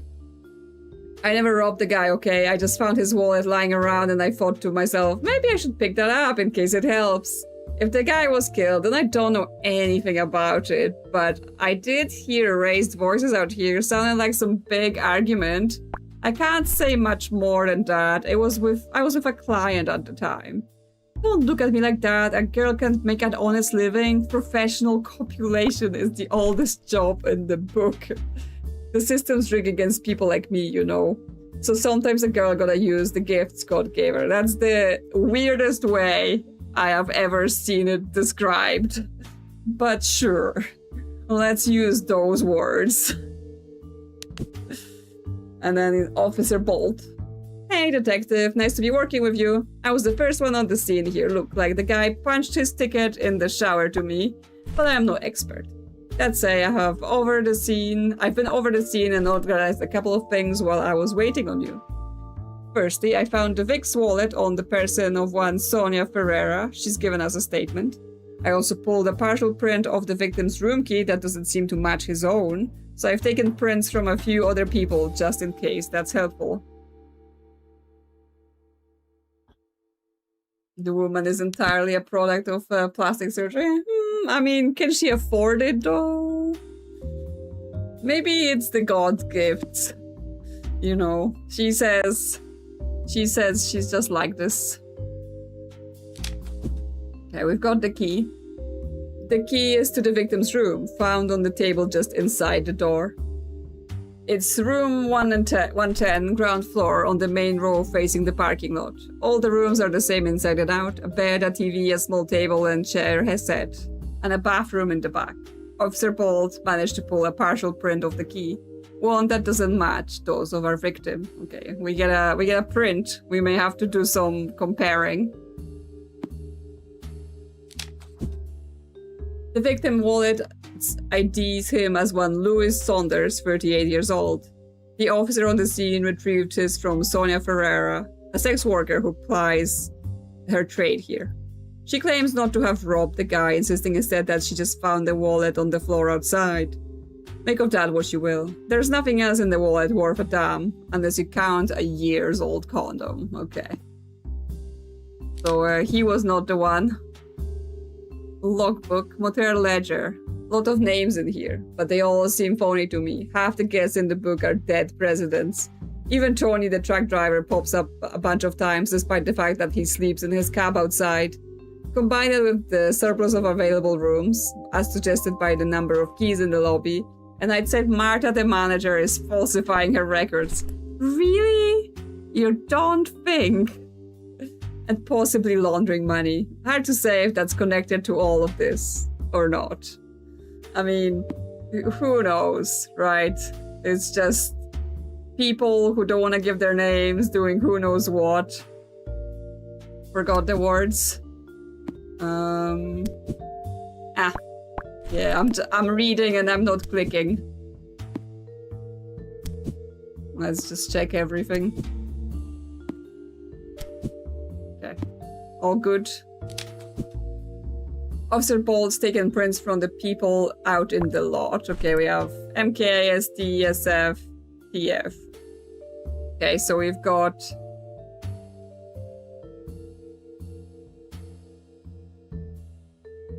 saying a bunch of dead presidents then go to a one-star hotel or motel. I don't know. I don't know how interested presidents are in the sort of attractions that you may have in one-star motels. She was laundering money. I expect her to use a better set of names. I mean, clearly there aren't many tax investigators in the area, so she doesn't worry about it. Okay, so we have like the different types of fingerprints here. You know, fortunately everyone's fairly unique. So this one is the arch fingerprint. And then we know from this that it's TF that's got a arch fingerprint. And TF is Tony Farrow. So somehow Tony's fingerprints found themselves on the key to the victim's room. Well. And why would that be? Why would he need to be touching the key? Or she's just an idiot laundering money. I mean, yeah, that's also a possibility, right? If she's just running a seedy motel and she's not exactly high up there in the crime intelligence icebox. There's an ancient-looking icebox nested into the corner of the lot, where the front row of doors meets the one on the left. A stack of buckets is piled up next to it. Big old thing, taller than me. Empty too, which perhaps isn't surprising given how hot it is. It's difficult to see in the slide, but on one side there's a small dent and a splotch of what could be blood. Could just be rust. Okay, someone could have had their head, like, hit on the icebox. Those things are, like, so curious to me, because we don't have those here. I have never been anywhere where they have an icebox where you just get ice outside. I've only seen them in, like, American movies and TV shows, and I'm just like, wouldn't that be, like, extremely unhygienic? Like, it's just an open container with ice. Like, are you not worried other people are, like, touching it or putting things in there? Yeah, like, I'm pretty sure I've seen, you know, multiple TV shows where they've been body parts or whole bodies in those ice boxes. Yes, horrifyingly unhygienic. Maybe the victim was killed, moved in the shower and killed outside. Yes, it's a possibility, right? Like, if his key has fingerprints from the truck driver that's outside and the sex worker has his wallet, right? They wouldn't be able to get it if he was inside his room, but they would be able to get it if he was outside his room, and then they just took him to his room and stuffed him in the bath. The motel. This place is a real cockroach kingdom, the kind of place you only stay at if life's really pushed you into it. Or if you're just the right kind of lowlife, I guess. The rooms are arranged in a horseshoe shape around the forecart, which is with a stairwell at either end to access the ones on the second floor. The lobby's bolted onto the left-hand side as you look at the doors. So, no, not for nothing, it's sweltering out here. You can almost smell the asphalt melting, even at this hour. Okay, so it's very hot. Actually, the ice is in 5 or 10 pound bags. Okay, so it's not like they do in the shows where it's just like bunch of ice just lying in a box and people can stick their hands in it. I mean, as I said, the only things I've seen is like in TV shows where they just had it like sitting in the open. I have never seen one in actual life. But I guess if they're gonna do a crime show where they find like body parts in the icebox, it looks better if there's loose ice in it. Business card. We found this in the victim's pants pocket. It is his business card reading Louis Saunders. Business fraud investigation. Well, weren't we just talking about, you know, tax investigators don't come around very often. Well, he came around. He came around that and was investigating both auditing and insurance. Wonder if Lewis had business here, or he was just staying here for the ambience. Either way, it looks like it's my turn to do the investigating.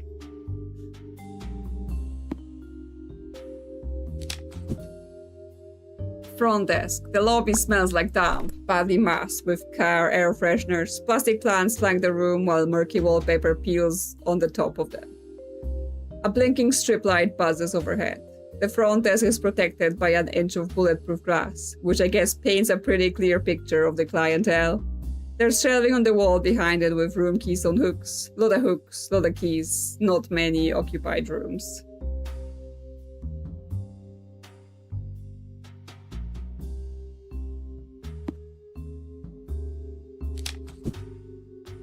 Well, I guess we've all learned something about ice boxes.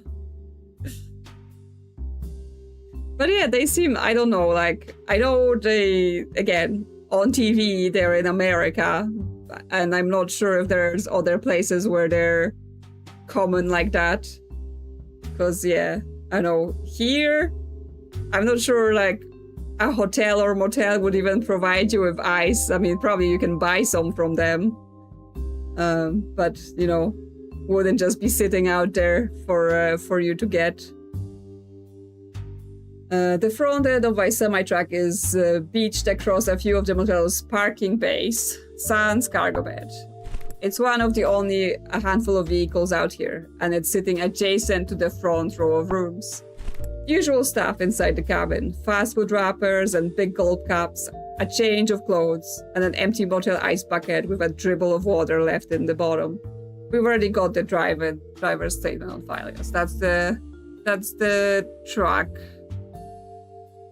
Yeah, empty motel ice bucket with a dribble of water left in the bottom. So he was at the ice machine at some point. Yeah, suspicious. Shower. Our victim seemingly fell and died in here, but something tells me there's more to all this. The bathroom itself is in a state of disrepair, and I bet all of them are. The tiles are falling off the walls, and what was once a white floor is now the color of a smoker's fingernails. I'm told that the shower was still running when the maid found the body. I guess he'd been in there for several hours at that point.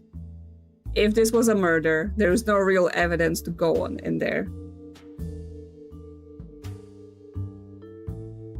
In Europe, you usually have a fridge freezer in the room.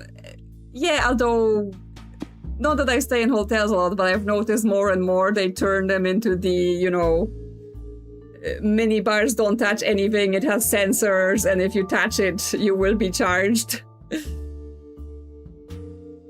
Never been to a CD motel. Me neither.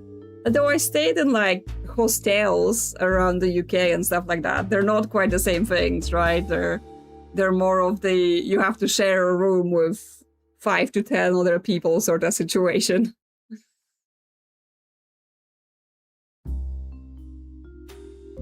Yeah, definitely there's a very specific picture of like US things that are on TV that are obviously they're not either real or they're not exactly like that, and they started doing that for effect, and unless you've been, you wouldn't know. But yeah, it's definitely something that just, like, it stands out, at least to me, when I see it on TV, because, like, we don't have those. Okay, so I guess we have all of the words, right? But yes, so what I'm thinking is, since the guy was fraud investigator, right? The hotel manager obviously wouldn't want him here because he would have uncovered the whole dead presidents are coming for some entertainment in the motel situation. And therefore the manager wanted him dead. But clearly she didn't do it herself. Clearly at least the truck driver helped with it. right? Because his fingerprints are on the key. And then it somehow happened near the icebox because there's a dent and something that looks like blood. So, let me see. The icebox is... Yeah, it's in the corner of the lot when the front row of doors meets one on the left. So it's like in the parking lot rather than anywhere else. So he died... What was his name? Forgot already. Lewis. Yes, Lewis Sanders is our victim. So, Lewis died in the parking lot when something mid something.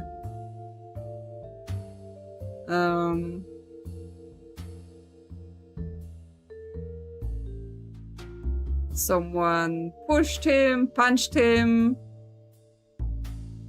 I assume it must have been Tony, right? If we're saying Tony's fingerprint is on the key, then he was doing the dealing with him.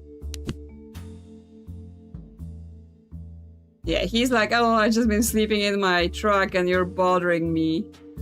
Yeah, he comes here 7 p.m., parks the truck, snooze in the lot. Yeah, and she just lets you stay. Yeah, so he seems suspicious. So, Tony punched him mid what? We have argument, copulation. Investigation. I mean, I'm pretty sure he was doing an investigation, right? That's what he was here for. But are we saying it's mid-investigation as it's happening, or was he like mid some other like smaller action? Yeah, I mean that's the other option, right? Like, was he engaged with the woman that then has his wallet, right? Like, they were in the middle of that around the icebox, like, you have a room, go inside. And then Tony comes and punches him, and that's what happens. No, that's not quite right. Maybe I ought to think a bit harder, okay? Because, yeah, I assume that that's where the cat throw on the head is from, right? That Tony, like, pushed him or punched him, and he hit his head on the icebox. We do have pushed instead of punched as well, but that's not quite correct. Okay, how incorrect are we? 2 or fewer are wrong right now. Hello, Page Boy Sam. Welcome. So, I mean, it could be this. It could be this. It could be that he was engaging in business and he got pushed or punched. No. Are we back to punched? No. Did that change anything about... Still 2 or fewer are wrong. No, I made a mistake before. I made a mistake at the poker game as well. I mean, we have an argument as well. Argument is also available, right? He could have just been like, get out of here, don't investigate, all that sort of stuff. Okay, so they were just having an argument. You know what? I think that's right. The tracker one-punched the guy, then moved his body into the bathroom. Okay. So yeah, we just had to find out what exactly was happening next to the icebox. This place is rotten to the core, with a manager cooking the books and corridors packed full of ne'er-do-wells. But for Lewis, it was an unfortunate encounter outside of motel walls that sealed his fate. Of all things, it seemed like he had the hot-headed Tony got into a to-do in a forecart over the last bucket of ice with a single punch to the temple ending this particular row in an instant. Okay, so it wasn't even about the motel, the fraud, or anything else. It was over a bucket of ice. Of course, the right thing to do would be to face the consequences, but Tony took Lewis's room key and staged a little bathroom accident while Sonia, ever the opportunist, swiped the victim's wallet from the sidewalk. Sometimes people simply slip in the shower, fall, and die. But this wasn't one of those times. Yes. It definitely was not one of those times.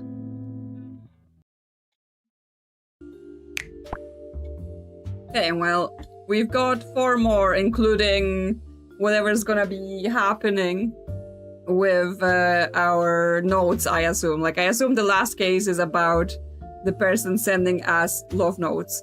But we're gonna do, like, literally super tiny 2-minute break so I can get more drink, because now that I am able to get more hydrated and not maybe lose my voice, we can continue. So this looks like it's gonna be the museum case, because that was also promised in the game description.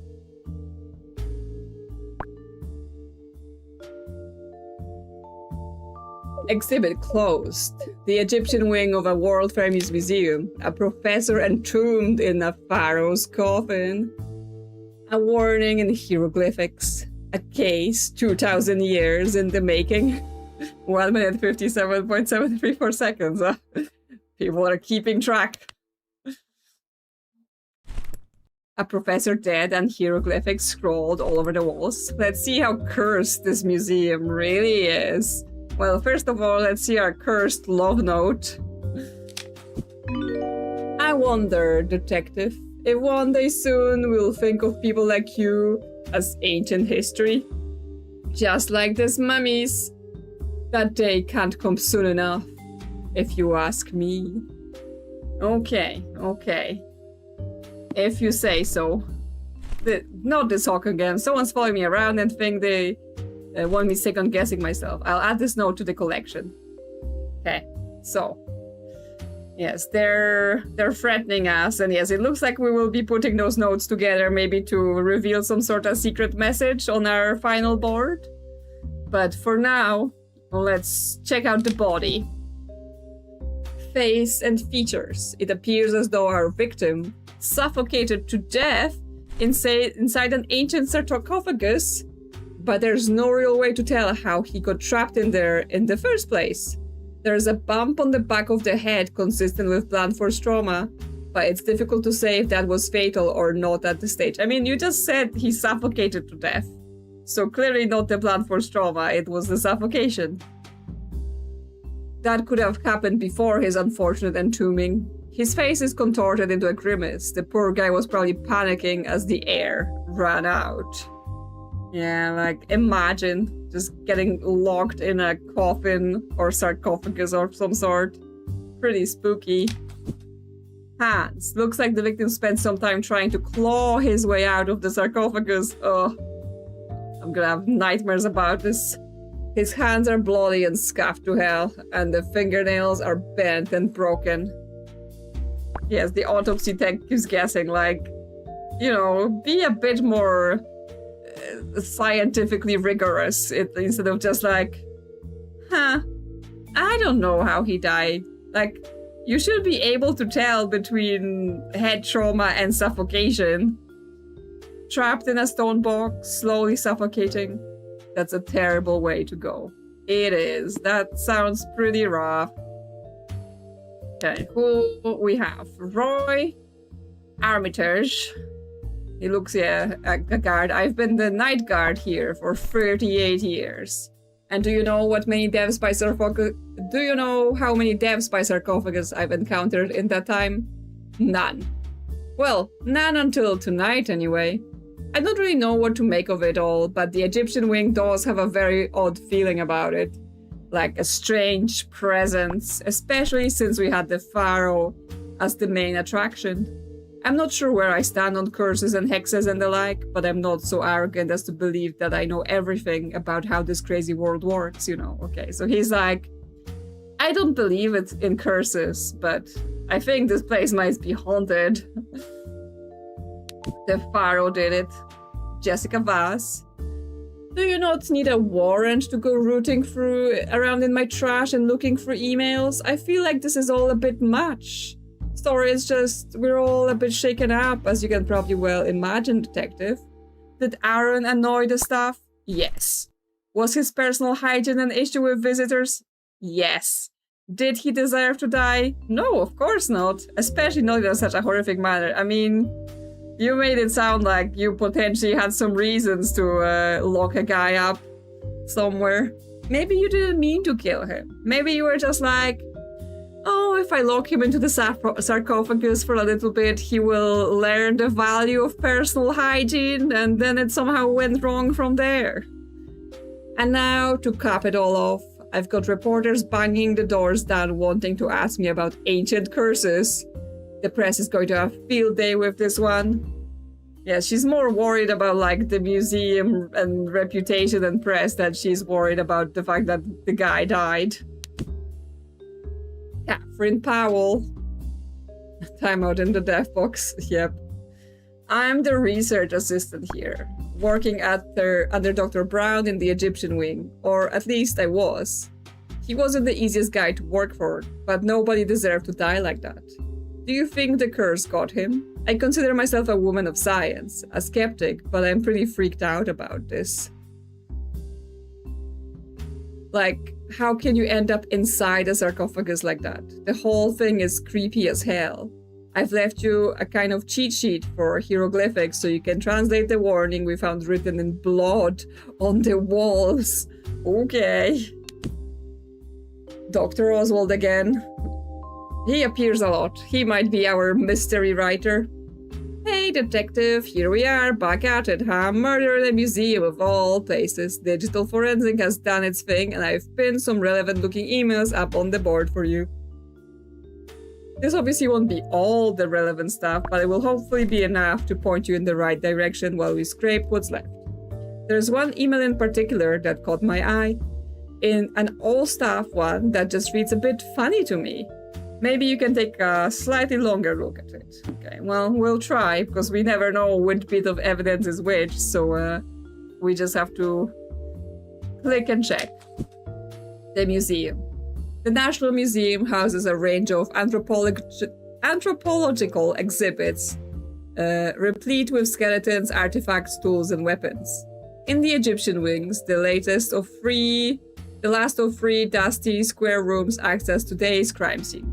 We have a body found trapped inside a stone sarcophagus, hieroglyphics scrawled in bright red paint all over the walls, and a small handful of suspects. So either we're looking at a dead pharaoh seething with anger, or something a little more mundane. Let's figure out which. Yes, let's. Hopefully we're not getting cursed. Hieroglyphics. Talk of some sinister curse is all that the hieroglyphics found painted on the wall. It's all thanks to the hieroglyphics found painted on the wall in blood red paint. Okay, so it's not blood. It's red paint. But also, again, blood wouldn't look like this because it would have gone brown, right? It wouldn't be bright red for long. So we've got like various symbols here, but we need to find that guide in order to be able to read this. CCTV footage. Inside the security office, there's a bank of small monitors with camera feeds coming from various parts of the museum.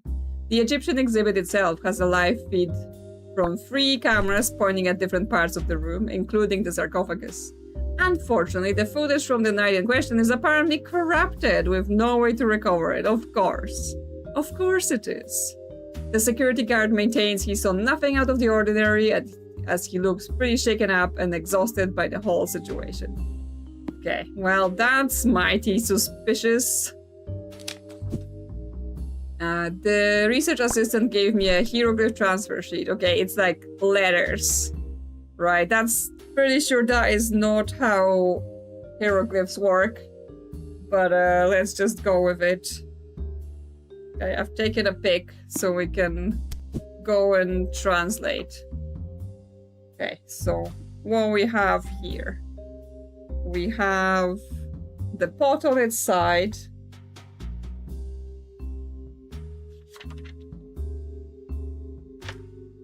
Need to make some room for writing and reading and having my phone. So that's a D.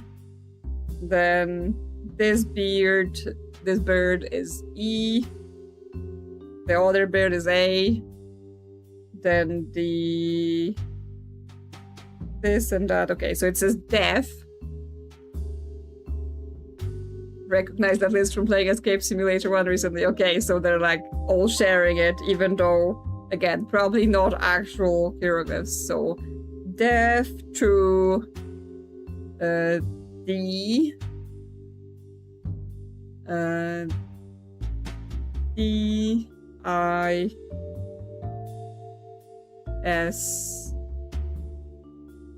T. These two.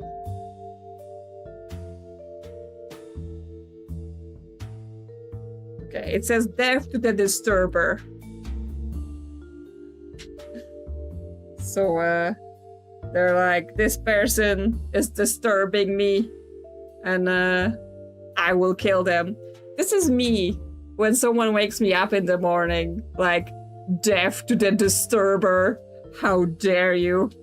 I'm sleeping here.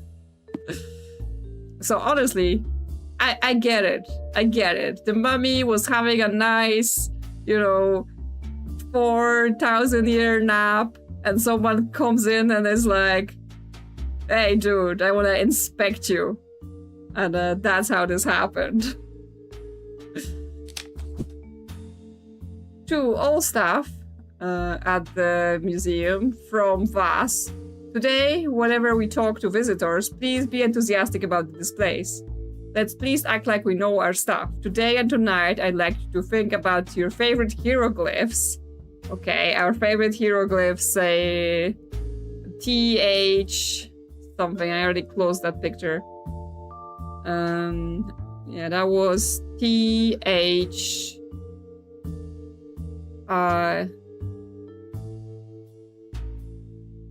third? It says third. The mommy did it because they weren't brought coffee. Checks out. Yes. Think about your favorite hieroglyphs. Third. Is this some sort of sleeper code? Jessica Vass Curator, Gods of Egypt exhibit now open.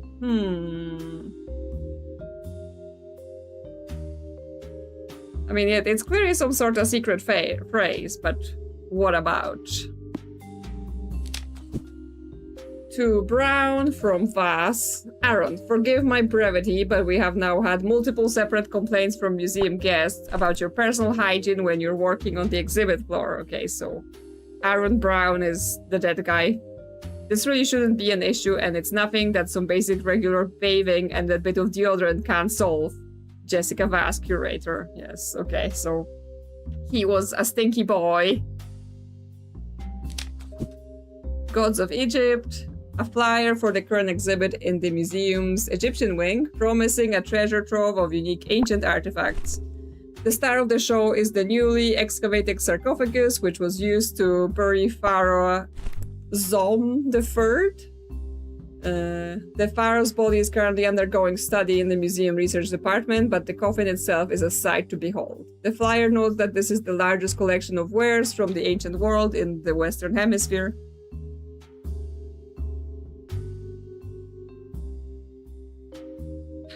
Like that in the mornings too, but the person who wakes me up is either already dead or something like an elder god, so basically I can't kill it. Yeah. Immortals not letting you sleep. The sarcophagus. It is center of the room. In the center of the room sits a huge concrete coffin, ornately carved with images of cats, gods, and pyramids. Cats, gods. Cats are gods. It's quite an imposing monument. There's a real sense of gravitas about it. The victim is still inside. The coroner asked us not to disturb the body for now, but we've had to move the coffin lid and took a few people to do it. There are scratch marks on the inside of the lid, suggesting the victim was conscious in there for a while before expiry. Yeah, I mean, that's interesting, right? Because we're saying you need multiple people to open the lid and close the lid. So multiple people would have to do it. Multiple people would have to be involved to lock him in the coffin or have some sort of rig prepared to lock it on him, right? One person wouldn't be able to do it.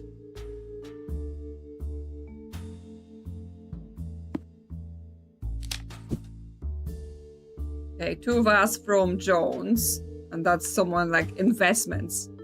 Jessica, I don't want to be writing this, but the fact of the matter is that the museum is in dire straits, and its benefactors are getting nervous. We need an incredible turnaround soon, or we'll be forced to close and rethink an ongoing strategy. Just keeping the lights on is too costly without serious footfall. Find a way to get more visitors in the door fast, Christopher. Okay, so let's say you pretended the museum is cursed, right? Wouldn't that get you lots of internet sleuths and, you know, people who like conspiracy theories and all that stuff right in those doors? I think that would make the place very interesting. Staged. Trash can. I took a look through the trash in Jessica's office and found a few ripped up bills and memos alongside that chart showing a dwindling number of museum visitors over time. We'll have to piece this stuff together at some stage if we can't determine a killer, which the rest of the evidence we have here at the scene. There was also a scrunched up note at the bottom of the pile. It reads, Mom wants you to call her KP. Okay? Like, mom, hair mom, or like, you know, is it some code word? This is the second museum that's about to close where we solved the case. Yeah, because it was the same in the cat game, right? I mean, and yes, if your place of business is about to close, you might be prone to some desperate measures. To Armitage from Brown. Roy, your narcolepsy is becoming a genuine security risk to the wonderful artifacts we have here. Okay, so the security guy has narcolepsy, and he's supposed to be... So that's why he didn't see anything on the CCTV. He was just asleep. Last Tuesday was the 3rd time I've had to revive you from your beauty sleep when you should have been keeping watch. If it happens again, I'm going to insist to Jessica that we find someone better suited to the job. I don't care if she's your daughter-in-law. I know she will take this seriously. Okay, so Jessica is the daughter-in-law of the security guy. Well. So this is Roy Armitage, that the security guard with narcolepsy. Jessica Vass, his daughter-in-law, is the curator, and she's the one all worried about the museum. She's getting those emails about, hey, you need to do something to improve visitors' numbers.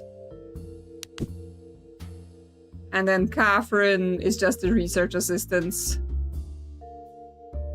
So she's probably like low on the ladder. And then Dr. Oswald is with us. So the KP, that's there. Okay, so Catherine just leaves the note that's like, oh, Mom wants you to call her. It's not beauty sleep if you have narcolepsy. It's a dangerous condition. Yes. Yeah, obviously, like, it's uncontrollable, right? That's the reason it's like considered a serious medical condition, because you just fall asleep without knowing. So like, yeah, you can literally injure yourself and others because you fell asleep. So yes, it's probably not a suitable job for him to be a security guard that's supposed to be watching what's going on if he's affected by the condition, right? Like, pretty rough one. Okay, so other than that, we've got all the words. And then we have Dr. Brown was killed by someone. Because his something would something to something.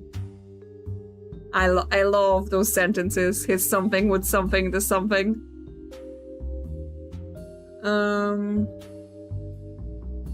Yeah, he still managed not to get fired. I mean, they were saying they're gonna take it to the curator and whatever, but you know, if they're related, then who knows if she will take it seriously or not, right? She might be like, oh, it's my father-in-law and he's close to retirement, so you know, I can't fire him, right? She might be keeping him in anyway. Dr. Brown was killed by death.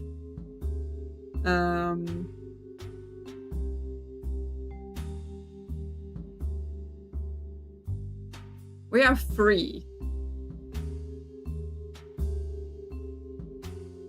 Because we could say like he was killed by like multiple people, right? Because they locked him in the sarcophagus.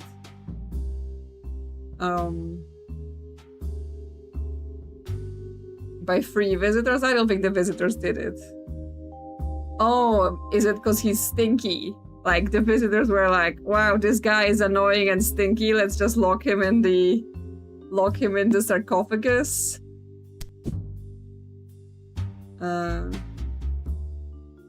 Yeah, complaints from museum guests about your hygiene.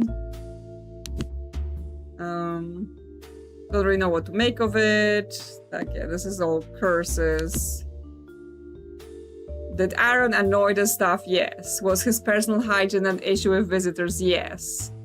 Right, so he was both annoying and stinky. No word for stinky. Like, yeah, because we have annoying. We have annoy. Dr. Brown was killed by... Do we have like word for...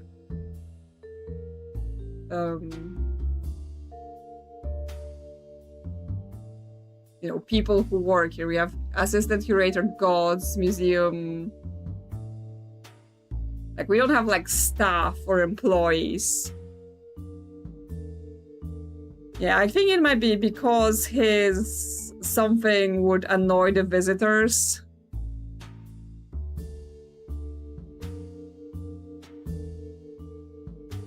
I mean, you know, like, he could be stinky. Killed by the 3 suspects. Yeah, that might be the... let's see. Because his presence would annoy the visitors. That might be the end of it, right? So Dr. Brown was killed by all 3 suspects? Because his presence would annoy the visitors? No. Think about harder. Okay, well, where are we? 3 out of 6 are wrong. Okay. So we're either wrong about this section here, or this. The presence would annoy the visitors.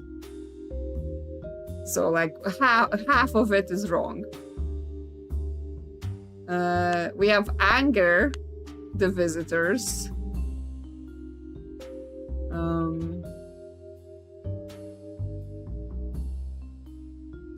Or disturb the visitors. Like we have multiple options that go here, right?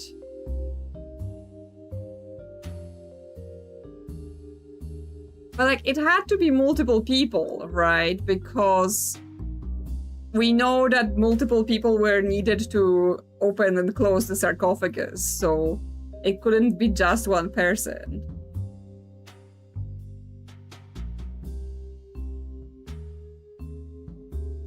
His narcolepsy would anger the gods, but that wasn't him, right? Like, it was the I know you're probably joking, but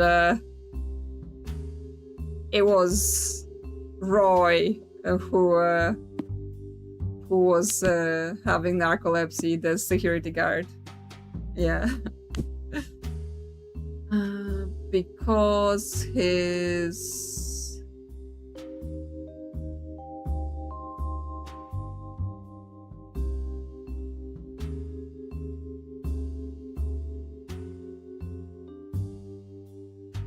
Yeah, that's the other thing I was talking about earlier, right? That it's a possibility that because he was killed, that would attract more people, right? Because the curse would, like, the news about the curse would be like, have people interested. So we can have, because he's dead, would revive the visitors. Like, I'm not sure that works as a word, like, because we don't have like attract here.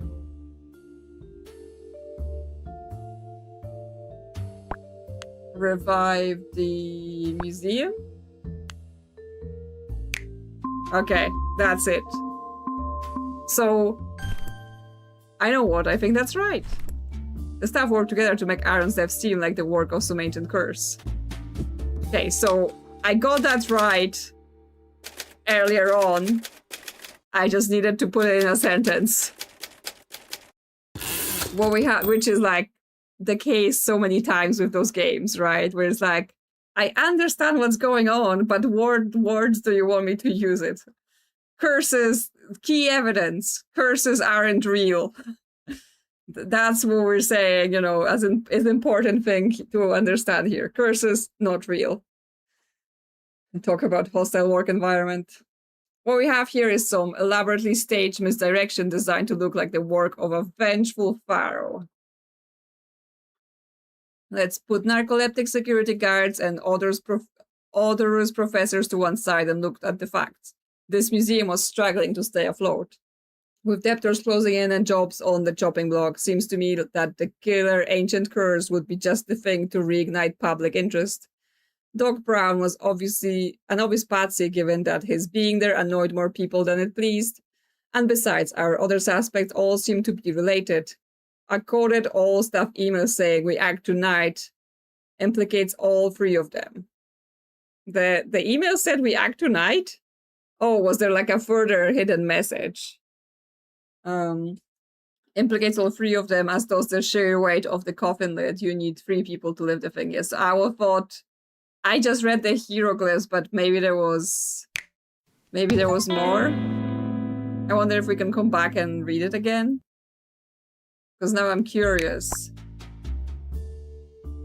Can we look at it again?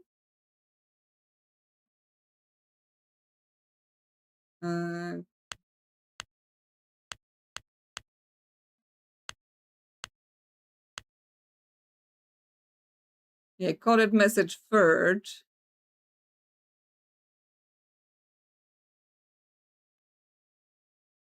Today, whenever we talk to Mr. Praise, be enthusiastic about the displays. Let's please act like we know our staff. Today and tonight, I'd like you to think your favorite hieroglyphs. Oh, it's like third word.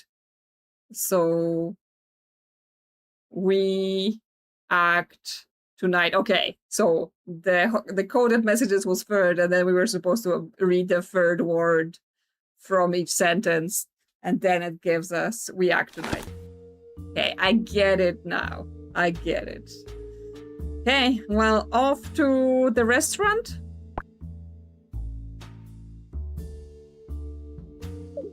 Death, toujours. The kitchen of an up-and-coming eatery. A high-stakes working environment. A head chef who's lost her head. Another delicious whodunit. Death du jour is death of the day? I think. Terrible French. Snacks. Okay, Joran. A beheaded chef. A head chef. Ah, let's figure out who's behind this avant-garde cuisine. Like, I don't understand why this dialogue just auto-skips. Like, I'm trying to read. Yeah, the head chef at this boutique restaurant has been beheaded, which is definitely an amuse bouche to remember. Restaurants are a hotbed for tension and strife. We just need to figure out which of the people here let their emotion get the better of them. There's a raft of evidence in the kitchen and the main office, so let's see if we can develop a taste for the truth. It feels like I should have the, you know, glasses of the guy in CSI Miami. And by the way, is that like now ancient show? Not sure if people even remember that. But yes, I need like the sunglasses so I can take them off every time I finish reading this case intro with a terrible pun at the end. Because that's what they did in that show a lot, right? Just like, terrible pun, sunglasses off. Okay, where's the note from our admirer? Yeah, there's definitely some sort of secret code, like numbers or something here. Hello, detective. It looks like you've got a nice new case to sink your teeth into here. I'm coming for you, you know. Your crimes won't go unpunished much longer. Another crime scene and another weird note meant for me. That's 7 cryptic notes now, and I still have no idea who's sending them. I'll put this one on the pile and come back to it later. Yes, he's like, whatever. Don't need to worry about it too much. Okay, so who we have here? Esme Solomon. My Penny, my gorgeous, wonderful Penny. I just can't believe this. I can't believe it. Her head? How can you ask me questions at a time like this? Am I a suspect? I don't know what to tell you. You can't expect me to think rationally during the worst hours of my life. Her head, oh my god. Note, Miss Solomon declined further comment and was clearly in a state of shock. Aziz Hassan, this is just crazy, man. I've worked here for a couple of years now and thought I'd seen everything this kitchen had to offer, but this is crazy. I'll be honest with you, Penny wasn't well liked around here. She was a pain in the ass to work with, and her menus were just getting weirder and weirder. And she'd fly off the handle at the smallest thing, you know. I had my problems with her, but I didn't kill her. If I was going to, I wouldn't serve her head up on a plate. I'm not insane, I'm a chef. They're close, but they're not the same thing. Jason Drew. I read a lot of murder mystery books, you know, so I know what you're looking for here. Means, motive, and opportunity. I'll save you some time and say you do have the middle one. Professionally speaking, I'm hungry, ambitious, and up until today this place was a dead end for me. Who knows though? But I didn't kill Penny. I'm not exactly cut up about it because she was a living nightmare, but it wasn't me. You know who had the most reason to hate her? Jimmy. Okay, always the people that are like, it's the other guy, right? That are the suspicious people. This whole sordid affair stinks like his handiwork to me. Jimmy Valance. I stay out of the politics around here for my own sanity. Not that it ever stopped Penny from throwing stuff at me whenever she lost her... when she got angry. Note, Mr. Valance pointed to a scar above his right eye. Yeah, I've noticed that he has like a mark on his head. Was he in a scuffle? I'm not a small guy, you know. If I was so inclined, it's not like I couldn't have defended myself. But I'm a pacifist. I just wash the pots and pans. I'm just a guy at the sink, not a killer. It's the chefs who are the crazy ones. Jason, Aziz, Penny. They're all crazy, if you ask me. Yep, okay. So they'll all be like pointing fingers at each other about who's the craziest one in the lot. What we have? Torn letter. This is ripped up note was at the bottom of the office trash can. Okay. We get to put it back together. I'm something something. I'm you.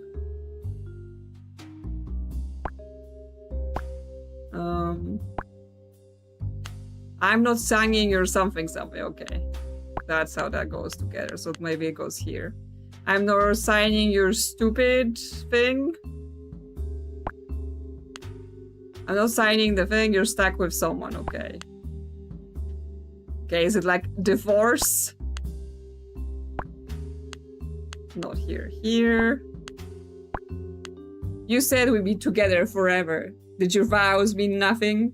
Now all you care about is money. I'm not signing the papers. You're stuck with me. Okay, I assume the first woman we've questioned, like the way she's reacting, like my Penny, my gorgeous wonderful Penny, like they might be together, well, or they were together, but seems from this letter that potentially someone wanted divorce and the other person was saying no. And if the other person says no to the divorce, then clearly the only option remaining is to chop their head off? I wouldn't know either, I haven't tried. Handwritten note. Found in victim's pocket. This crap with the menu has got to stop. I know you're trying to make the place seem impressive, but right now we're impressing literally no one. There's zero cohesion in these dishes. Footfall is dropping, covers are low, and the whole team's worried about our jobs. We all have rent, bills, and health insurance to pay, you know. Besides which, your temper is crazy. You're pushing your luck here. Aziz, okay, so he was just like, yeah, the place is falling apart because you're going crazy. Meat cleaver. Think we have ourselves a murder weapon. A huge bloody meat cleaver was found stuck to the underside of the pot's washer sink with lengths of blue tape. I don't think we need the guy in the lab to tell us the blood will match our victim. Well, I mean, you should check, right? They cut other things in here, meat and stuff. Like, you can't just be assuming things. I'm not surprised this MO guy is kind of angry at us because it does sound like we just go and assume a bunch of things. The key question is, who hid it? This was a very public killing, so I can't see what hiding the weapon would be in service of here. We've tested it for prints, but the killer wasn't so kind as to leave us any. Well, I mean, again, it's not something I do. Like, I don't work in kitchens or anything, but as I understand, like, chefs sometimes like to have their own knife sets, right? So, if someone found your meat cleaver missing and it's from your set, that might be suspicious. The lab guy's so bad at his job, we just ignore him. I mean, kinda, right? He's gonna be like, this meat cleaver, its face is the most boringest face I've ever seen. Rather than, like, actually giving us lab results. There's a short dinner menu printed on one side of the paper. On one of the workstations. Someone's taken a pen to it, crossing things out and adding whole new courses. The handwriting matches the ripped up note I found in the trash. Okay, so I assume it's Penny doing alterations. Edits included, it looks like today's service was going to go as follows. Scallop and pumpkin ravioli with parmesan and horseradish juice. Jus? Potato fondant. Whole mullet. Burned sunfire. Curried eel, eaten mess. I'm sorry, what? Could the lab guy be the MO? I mean, either lab guy or the Professor Dr. Oswald that sometimes shows up.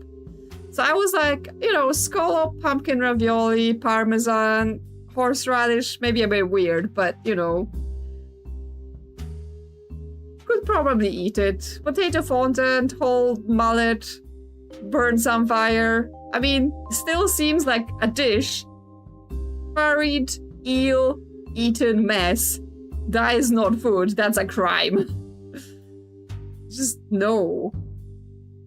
Yeah, because it used to be a baked Alaska eaten mess, which is a lot more, you know, sensible choice.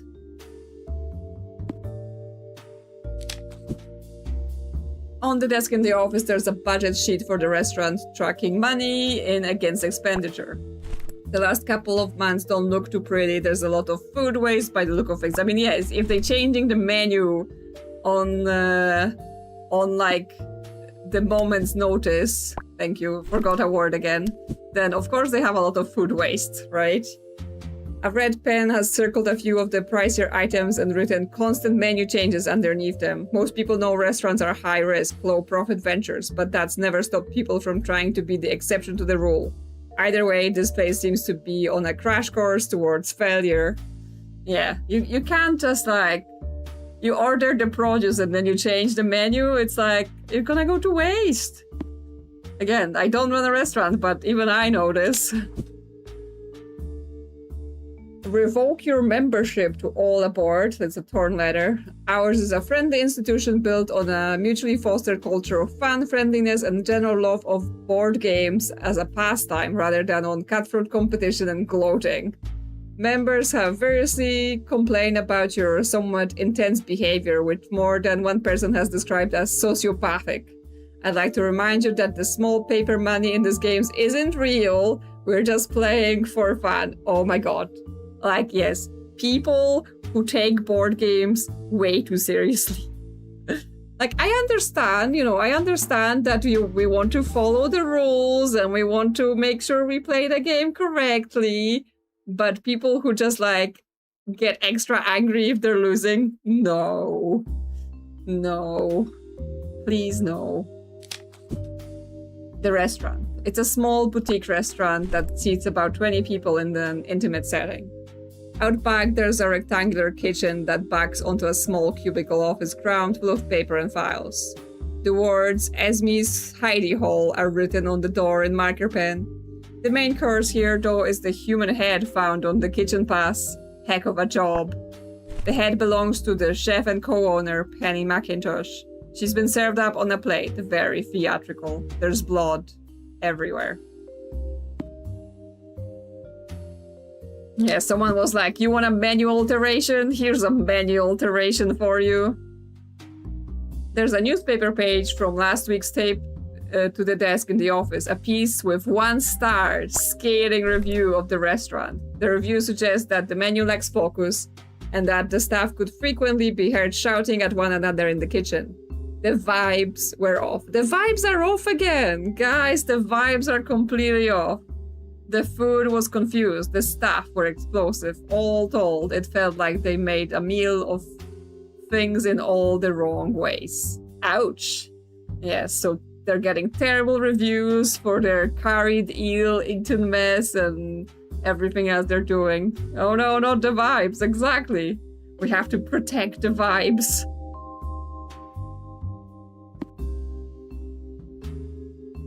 Somebody put those vibes back on. That's the last time you lose your head at me. Okay, well. A note left next to the severed head made using newspaper clippings reads, "That's the last time you lose your head at me." Nice play on words. I'm getting the impression that our victim was known for making more than occasional outbursts in the kitchen. Either way, there aren't any fingerprints on the note and there's no real way to tell who made it. Yes, because it's all cut out. Answer phone. A landline in the office is blinking with a red new voicemail light. I push the play button and a garbled message played. Calling from Jay. Wanted to confirm the changes to your policy. Your upgrade has now been... both now covered on our premium tier. Please let us know if there's anything else we can help you with. Okay, so classic trope, right?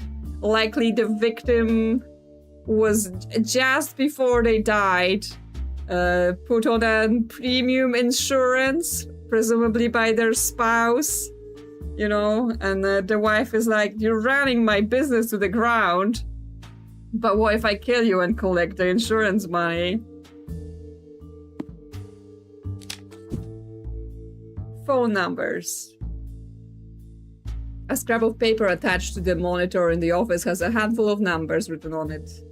Elias Energy, Hands on Temps, All Aboard, that's the board game place, SNC Bank, Life Mobile, Brand Family Butchers, JP Personal Insurance, Big Ols Fishmongery, Lefty Lucy Handyman, Boram Casey Equipments, Bought Out Dry Cleaners. Okay, it seems like this whole list is here so that maybe we can get the word life for life insurance. I would say these people need to digitize these, but I think we've got bigger issues right now. Yes, I don't think their phone number list is the biggest problem in their business. Ah yes, the body descriptions. what we have here is your classic run-of-the-mill headless body. Quite a sight. The chef's whites are, as you can probably imagine, covered in blood to the point of being more red than white. In an inner pocket, there's a note that seems to be from a fellow chef Aziz about changes to the menu. I've put it up on the board. The victim's left arm bears a tattoo with Esme written inside a heart. Yes, okay, well, we know they're together.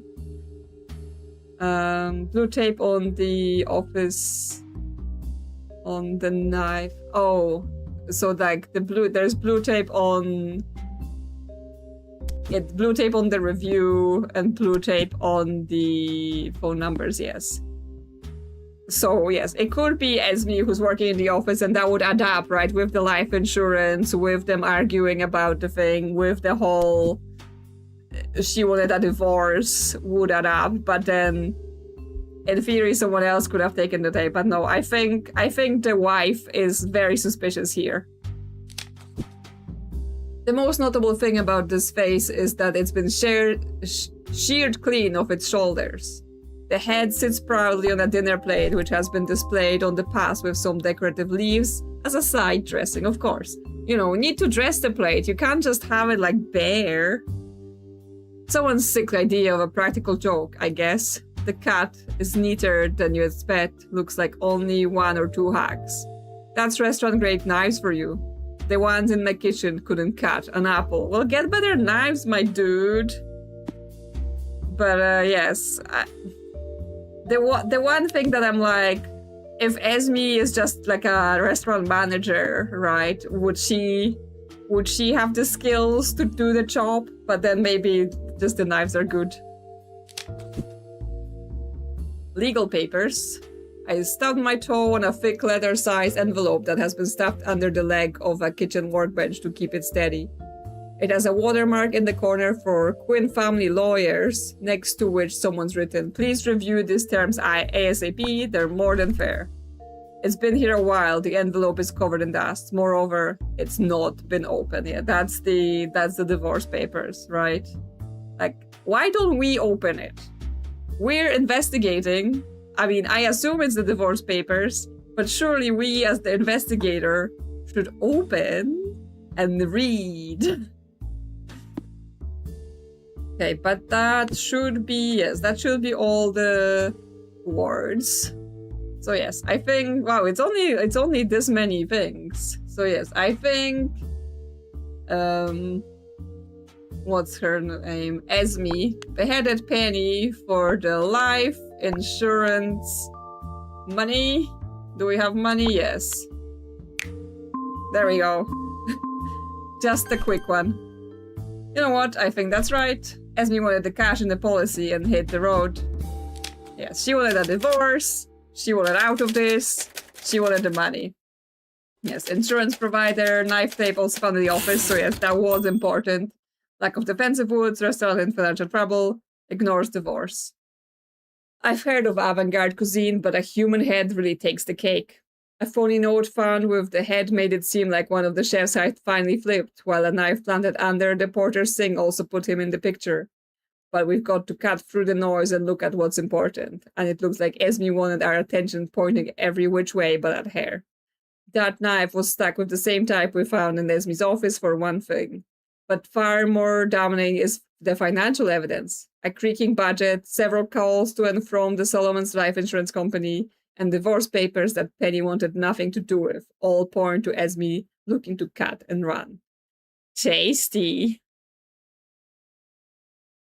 Yeah, I mean, again, we're getting into this thing, right? That our secret admirer is sending us those notes about how we're just assuming things and we're just zooming through things, right? So we might find out later that yes, we have been accusing all the wrong people all along, and actually we're the villain in this story. Well, it's last two, right? And I basically assume that the last one is gonna be addressing the whole MO person. The wood for the trees. 7 years ago, your first case. A suited man in a forest clearing. there wasn't much to go on. Okay, is this where we made our first assumption and that's where the whole thing went wrong? Right? That's why we're going back to our first case? Well, we're about to find out about our own sins. I don't like the woods. They give me the creeps. Pretty secluded out here. This guy's lucky anybody found him at all. This is my first proper case as lead detective, and it's not exactly what I expected. We're in the middle of the woods, in the middle of nowhere.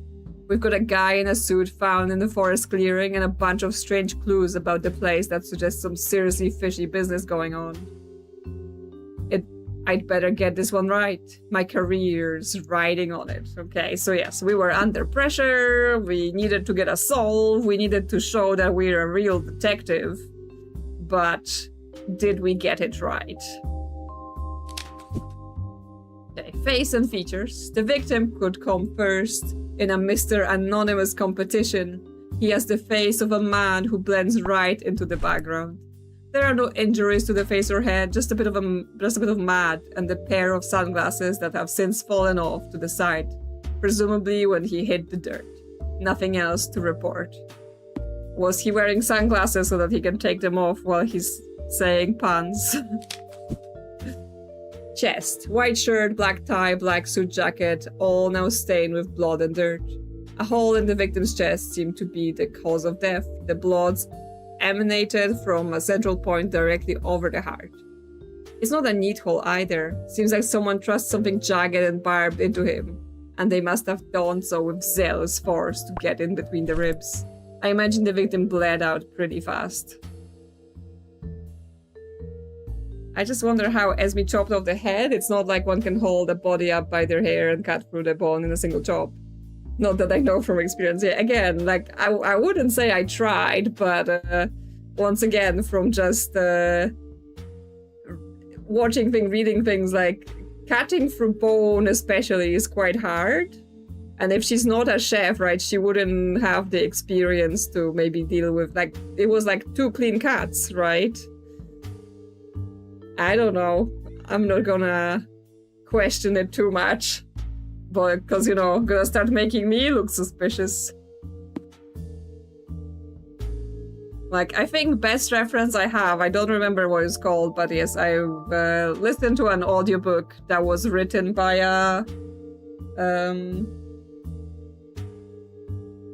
basically a coroner. I'm trying to think if there's a different word for that in England, but I think it's the same. So, it was a woman who was a coroner in England. And she was going basically through various, like, how do they do all of those things, and what can things mean, how they investigate that sort of stuff. So, you know, that's like my bits and bobs of knowledge that I've read about, but obviously far from making me an expert on any of those things.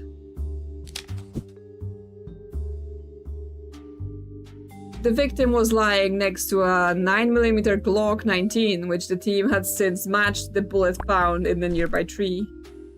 The leather gun holster and inside the waistband IWB number is faded and set in from years of wear. A small note with a phone number was found in the front left pocket that's up on the board. There's no ID and nothing in particular we can trace about the guy, other than the fact that the gun's serial number looks to be service issue. Forensic pathologist, yeah, maybe that was the title. I'm trying to remember, because yeah, I guess, because yeah, like you mentioned, there's the coroner's inquest here, but it's like, is the coroner here the same person that does all the body examination, or is that just like a different role? Because I can't remember. Because yeah, she was more like the forensic kind of person that actually gets her hands in investigating the bodies and all that stuff. It was like a years back, so I don't quite remember.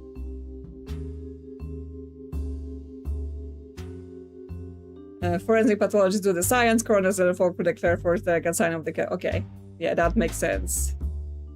I don't think it was Clara Hart. I'm trying to think.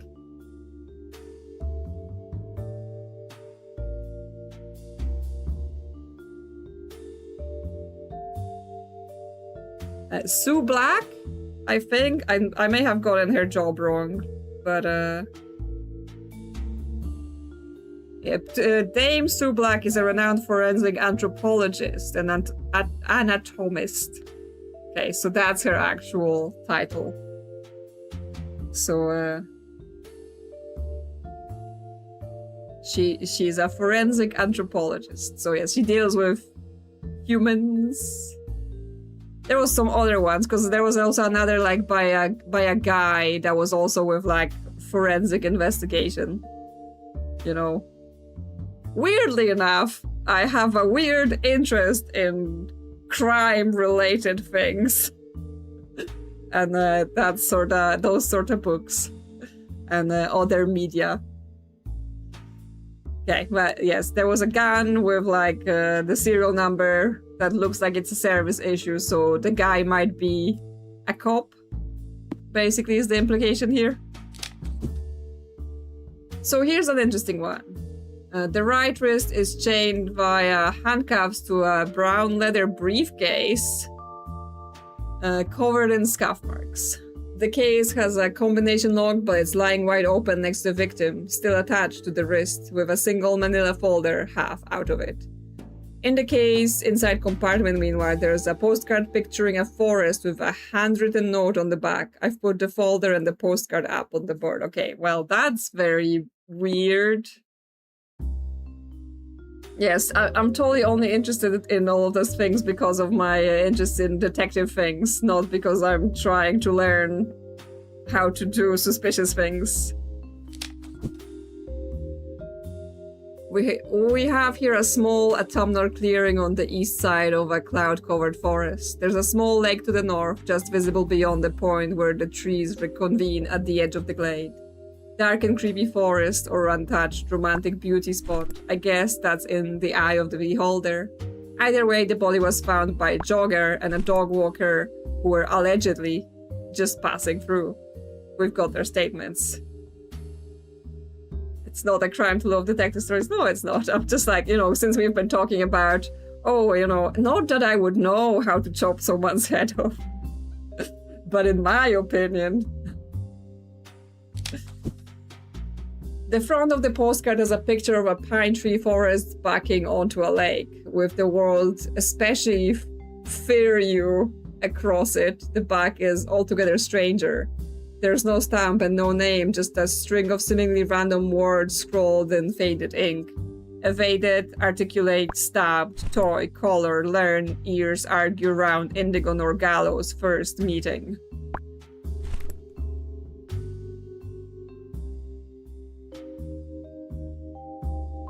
Okay, so yeah, if we read the first letter, it says East Clearing FM.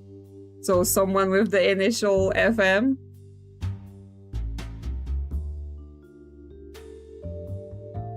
Potentially.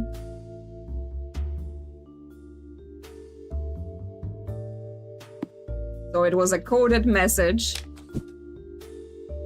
Footprints show several distinct persons walking around here. Also of note is the tree with a bullet lodged in the trunk at shoulder height. Yes, I mean, it seems like they may have tried to fire their gun at whoever was attacking them, but it went past, it hit the tree, maybe potentially grazed the person, and instead they were stabbed. Okay, so we have someone going in, yes, standing in front of the tree where if you were shooting at them, that's where the bullet would go, and then leaving. And then various footprints coming in, I guess, from the people who found the body. Like, what are the red dots? Is this blood drops, right? Did the bullet graze someone and then as they're leaving, they're dripping blood? It's not mentioned here. It's not mentioned the red dots. Well, I spy a little picnic hamper haphazardly covered in the leaves behind some bushes no more than 10 feet from the crime scene. Inside there's some bread, cheese, cured meats, and a bottle of wine. alongside a note reading, "Wait for me here and I'll be along as soon as I can. XXR." Oh, and there's some dog treats in there too, of all things. It looks to me like someone was going to use this place for some kind of special meetup. Yeah, maybe like, because there was like a jogger and a dog walker found the body at the same time, right? Like they were just allegedly passing through. So maybe they were meeting up here, but that's unrelated to the body. They just happened to agree to meet in this place where someone else was killed. A spurt of blood and subsequent trail make it seem like someone has been shot here. Okay, so that goes to that little trail of blood alongside the footstep. The spatter suggests someone being clipped rather than properly dropped. We have a small cone of powdery black spatter directed towards the shooter, and then more significant forward spatter from an exit wound. The blood trail leads off away from the scene. I've put a sketch up on the board showing footprints from the scene and also detailed blood, both the spatter and the trail. Okay, so yes, that aligns with what I was thinking here, where yes, the person comes in, they have their altercation, they get shot. Okay, so that's the splatter from being shot, and that's where they leave. There was a bullet lodged in a tree a few yards away from the victim. It's a pistol round, a 9mm that matches the Glock 19 found near the victim. The bullet at shoulder height, fired from a close range. We can't find the spent case, but the forensics team did manage to ascertain that there's a human tissue on the bullet itself. I wonder if this particular tree had it coming, or if it's just an innocent bystander. Yeah, but they should be able to do DNA. I mean, I don't know what year it is, but yes, if the lab people were doing their job, DNA all over this. Newspaper. As if to attempt to cut any accusations of at the past, a visibly drunk Mr. Quinn trusts me a newspaper clipping while he was giving his statement. It's a story from an old issue of the Daily County Gazette, the salient part of which reads, "The manslaughter charges have since been dropped, with a self-defense precedent having been cited in court." Speaking to the Gazette, Mr. Quinn said, "I have the right to act as an agent for justice on my own land. If trespasser chose to break onto my property, I have every right to act accordingly." Trees and alleged bystander, yes, everyone is just allegedly. Okay, so it's basically someone's case of like, someone was trespassing on their land, they wounded or killed him. I guess it's manslaughter, so they must have killed him. And they're like, well, they were trespassing on my land, so I'm allowed to do this. I assume by whatever jurisdiction they're in, because again, we started in the UK, but since then we seem to have moved to the US, even though this is the very first case of this guy. So he was in the UK, took a quick trip to he was in the US, then took a quick trip to the UK for that one case with the Lord, and then he back here. The geography is all over the place. A muddied manila folder pokes out of the open briefcase, still attached to the victim's wrist via handcuff chain. There's nothing in the folder, but creasing on the spine suggests it was until recently stuffed with paperwork. Yeah, I assume the person took this, right? Whatever was inside this folder, they've taken it. It's the kind of anonymous, unremarkable thing you keep the world's worst secret inside, like DOJ or Ministry of Defense stuff. Or nuclear or missile codes. Just what the hell was going on in this woods? I thought nuclear and missile codes were on like floppy disks or something. An old dumb phone was nestled into the mud near the victim. The indestructible kind from the early 2000s. Okay, so it's way past 2000s if they're commenting on this phone being old, right? So they definitely should have DNA. There's nothing in the messaging history, and the call log just has a couple of incoming calls from withheld numbers. The victim's jacket pocket had a crumpled note with what looks like a foreign phone number written on it in a marker ink. +7? What country code is that? 925-667-1098. Yeah, and an old Nokia phone. Indestructible. And that's not even allegedly. Literally built like a brick. I called a number and somebody answered that's detailed in statement, but I couldn't understand what they said and they promptly hung up on me. I have a bad feeling about what's happened here. Maybe I shouldn't have dialed that number. Oh yes, maybe that's how you attracted the whoever's been writing at those notes. Russia? Ooh, okay. Well, this is getting serious. Okay, we have Paul Rogers. This isn't something you stumble across every day, is it? I'm a lover, not a fighter, you know. But yeah, I was coming through here with my dog Winston here, and I stumbled across the guy lying here. I always wondered if I'd ever be one of those dog walkers you see on the news who find bodies. And here we are. Do you know what happened to him? Was it murder? Oh, and I don't know if that helps at all, but Winston found this small branch just down the way. I think it's got blood on it. Okay, then we have Rosaline Downs. Sorry, I was just jogging through the woods. I don't really know anything. Just a woman out for a casual jog. I do this all the time. This place, I mean, sure, it's a little bit out of the way, but it's why I like jogging here. It's a different kind of environment from the gym. Is jogging a crime? I don't think so. Did the guy walking his dog say he knows anything? What did he say? No. I don't know him, just curious. Okay, yes, so this is where we may be getting into the jogger and the dog walker. This is their secret meetup spot. Note, Mrs. Downs glanced over at Mr. Rogers several times. Yeah. They're hiding something. Nigel Quinn, since you've dragged me out of my house at such unreasonable hour, I want to cut you off at the pass and save us all some time. You're going to read some ancient news stories about me, about a trespasser, about a hunting rifle, about a mishap that happened in the woods years ago. The fact of the matter is, I'm the landholder of these acres, and I'm entitled to protect them if I think someone's up to no good. But that's neither here nor there, because I had nothing to do with all this. Mr. Quinn smells strongly of alcohol. Okay, so he has a history of shooting people that just show up here. Would you say you were allegedly walking your dog, sir? Yes, and he allegedly goes around and shoots people in the woods. And yeah, that's the number. You call the number found on the note in the victim's pocket. Okay, something in Russian. There's a series of loud bangs and the phone goes dead. Anyone can read this? Anyone knows what this says? I mean, I could just use my phone, like, translate, but that's probably cheating. I mean, I presume we're not supposed to understand, right? Like, the game would offer us a way to translate if we were supposed to know. Although once we solve it, I will be curious to check. Okay, and in theory, that's everything. That's everything we need to solve this case.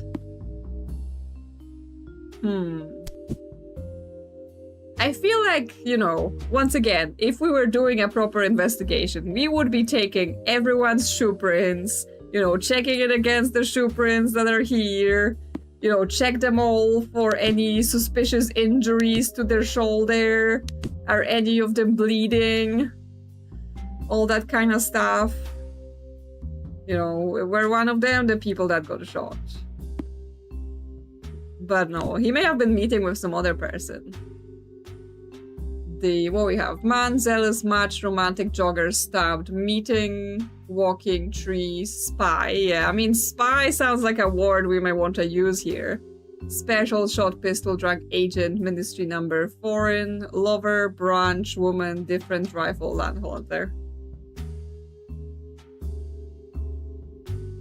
Yeah, I mean, the three of them, it's the three witnesses, right? The three people that come here, it's like, it's the dog walker, the jogger, and the landowner. However, where's the dog footprints? Is it just like allegedly there's a dog? I see no dog footprints here. The alleged dog. Because, you know, that's pretty suspicious if you're walking your dog without your dog.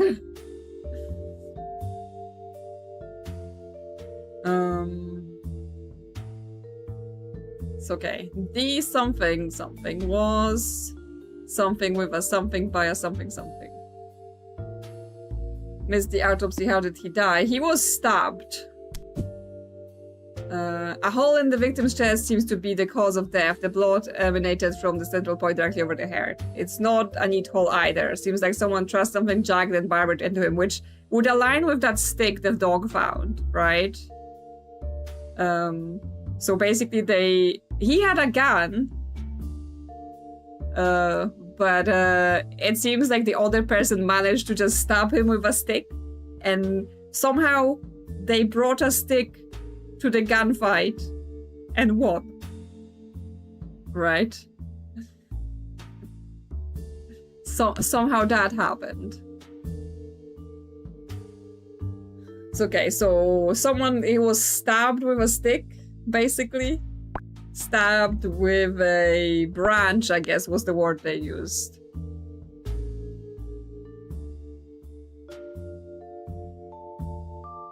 Or maybe they're carrying the dog in their arms. Then what kind of dog walk is it where you just carry the dog? Okay, but yes, they were stabbed by a branch by a foreign spy. We have a spy and we have foreign, right? That could be it. So what goes here? The man. The agent man. The dog stabbed him accidentally. The special agent, maybe. Yes, they were like, you know, doing some sort of dealings. Yes, that is it. So quite a big case if we're talking special agents and foreign spies. The government guy was killed in an info exchange gone wrong. Yet again, we've got a bunch of coincidental passers-by muddying the waters and obfuscating things. In amongst the lovers holding a serendipitous woodland meetup and a trigger-happy land baron stinking of booze, it's some good old-fashioned spycraft. Our John Doe here bears the hallmarks of a G-man, and I think he was meeting a foreign agent to share some government secrets, albeit with some classic double-crossing. Our man fires a shot after he hands over his documents and clips his target, but the unknown party improvises a deadly weapon out of a nearby branch. One dies, one gets away. This is all way above our pay grade. We'll kick this one up to the boys and girls at Langley. No MO this time, no, because this is our very first case, right? We traveled 7 years into the past. So this is our first case, and I assume this is where it started, right? Whatever we've done here put MO on our trail, and that's why they're now seeking us out.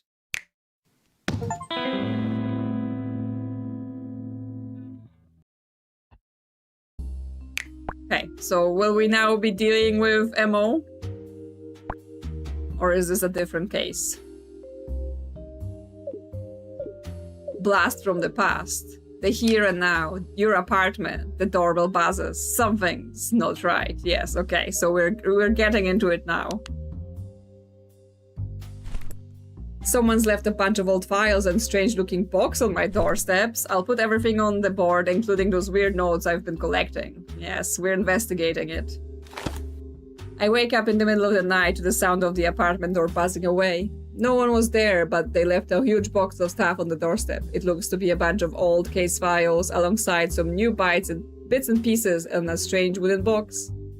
I don't like this one bit. I better stay vigilant while I get to the bottom of things. Yes, okay. So, ammo is here. Now we solve everything again, but correctly, okay. Well, that might take a while. Okay, so this is like the shopping list from the first case. It's the shopping list from the case in the country manor house. On the back, someone's written, "You wouldn't know loss like me, detective. You act like a man unafraid of consequence." In the bottom corner, so small as to barely be legible, is the phrase, "Yellow isn't cowardly." Wonder who our suspects are this time? Yeah, well, we can check it out. Yellow isn't cowardly. Oh, okay, so we get Dr. Oswald from case 2. Nice to meet you, detective. I'm Dr. Martin Oswald of Digital Forensic, the tech guys. I've managed to access the company email accounts. Okay, so this is the statements they've given. So yes, Dr. Oswald is indeed one of the suspects.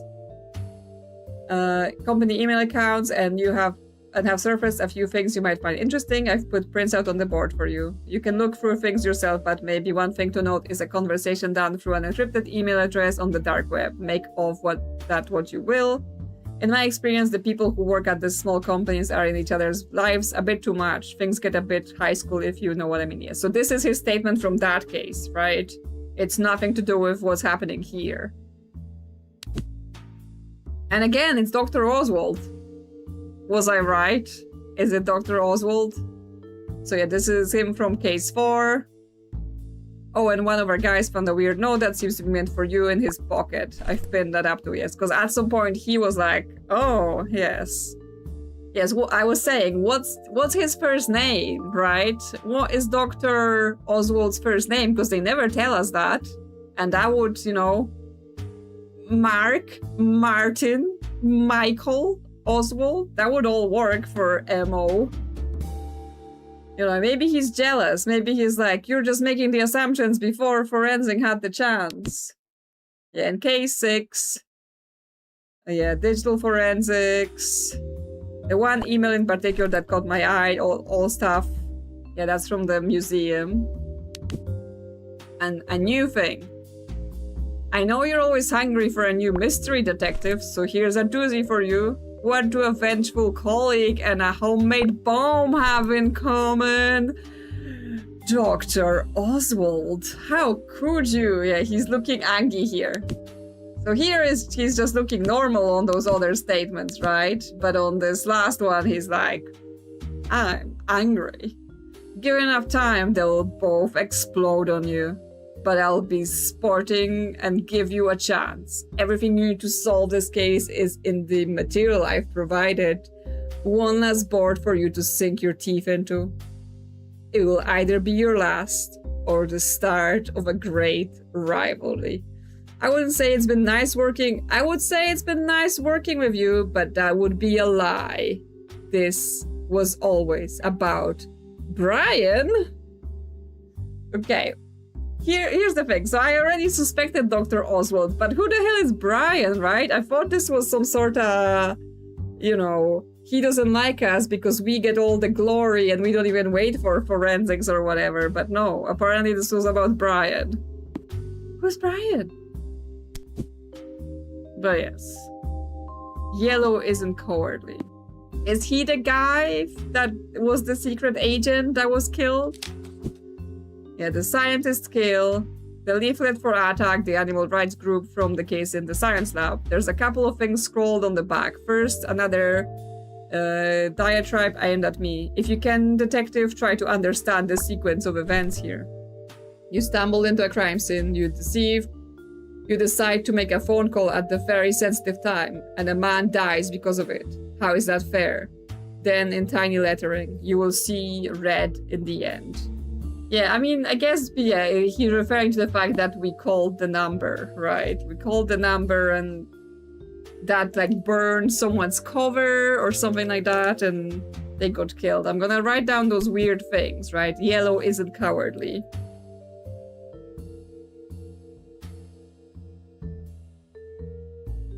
Because this sounds like it's adding up to something. You'll see red in the end.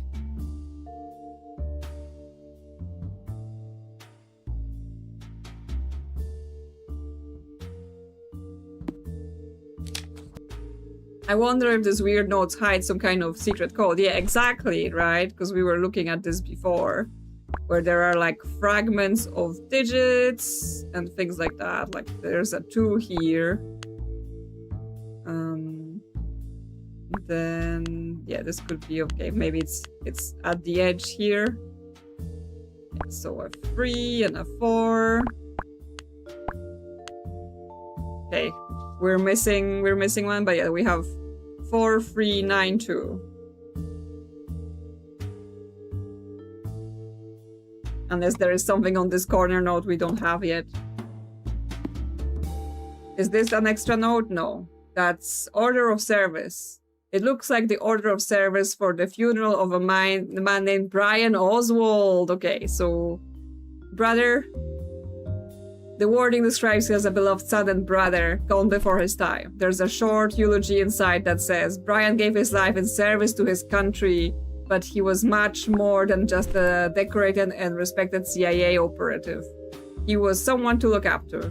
Brian was a hero. Okay, so yeah, we basically burned Brian. When we called that number, we burned Brian and he got killed. Wooden box. There's a hand-carved wooden box bundled in with the rest of the files. It's about the size of a lunchbox made of mahogany, and it's well put together. I can't even really see the hinges. I think it does want opening though. There's a digital keypad embedded onto what I think is the lid. I put my ear to the box and there's a very faint ticking sound coming from inside, which doesn't seem great. Okay, like, I know we all like a mystery, right? Like, it's all cool and nice when we get to solve a case. But if someone sends you a ticking box, just leave and call the bomb squad, yeah? Here's some life advice from me. Call the bomb squad. Oh.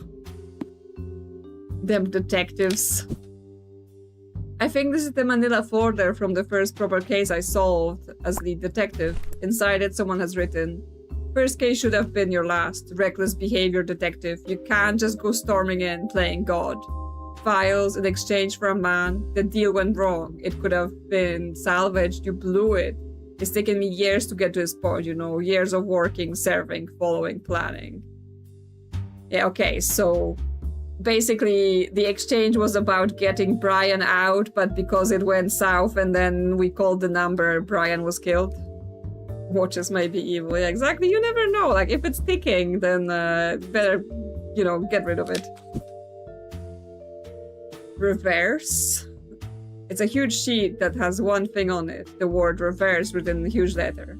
It's printed backwards in a multicolored font. Okay. So something needs to be reversed.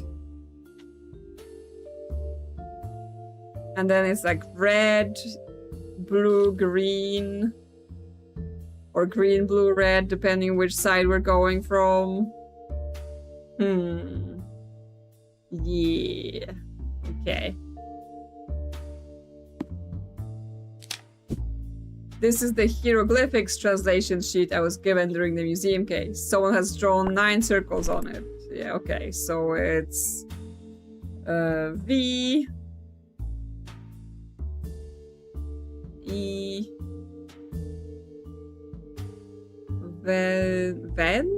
vengeance, probably.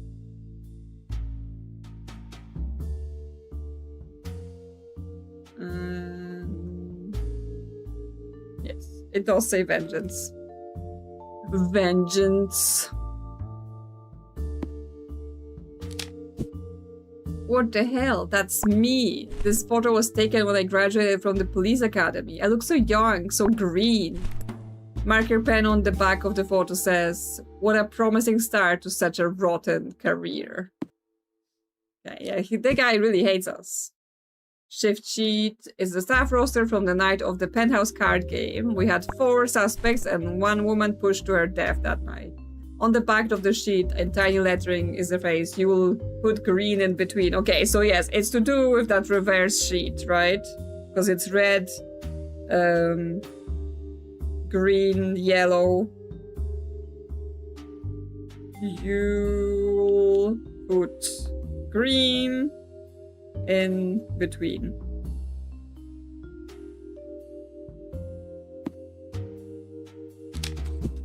Okay. It's the note from the restaurant case designed to make it look like a chef had seen red and killed their boss. There are 2 things written on the back. Firstly, the words above your pay grade in angry handwriting. Then in the bottom corner in small lettering is the following phrase. Violet and roses stand together.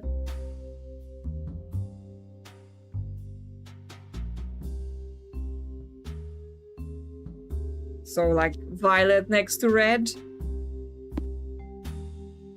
And then A motel photo. It's a photo of the motel from one of my old cases, the one where a guy got killed over the last bucket of ice.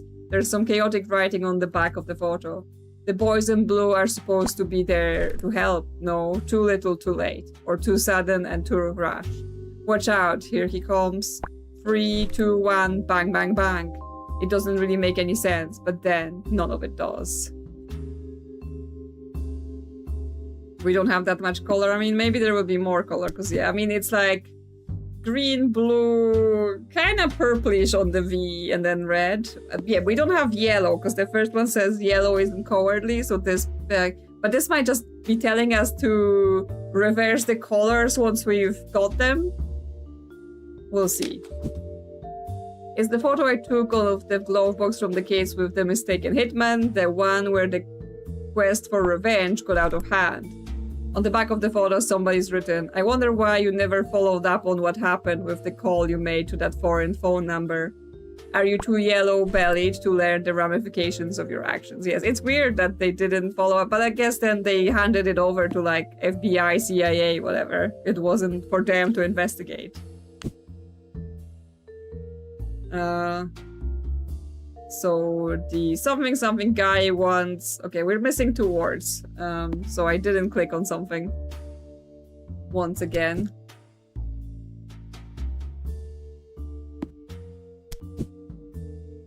Everything here. Okay, we don't have a corner here. Is it because there isn't a corner, or are we... do we need to get it from somewhere?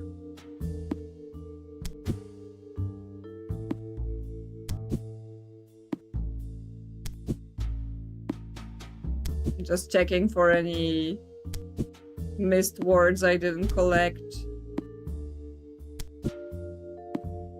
Might be in the statements? No? Okay, I don't see anything. So, is it just that there aren't all the words, or am I blind? Because, I mean, that's a possibility. The something, like the forensic guy wants revenge for the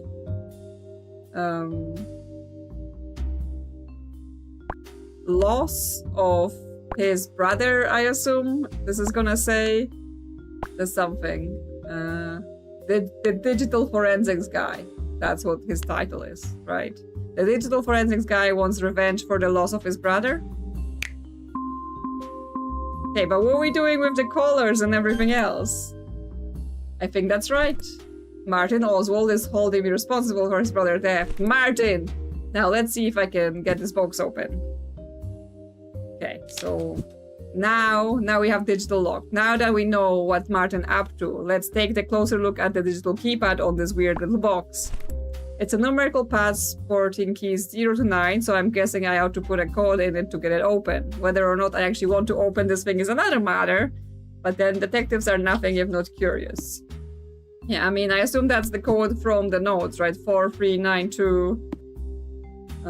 Because there wasn't a corner, unless there is, like, would this fit? Because he's holding like 2 fingers up. Like, there is a secret second too?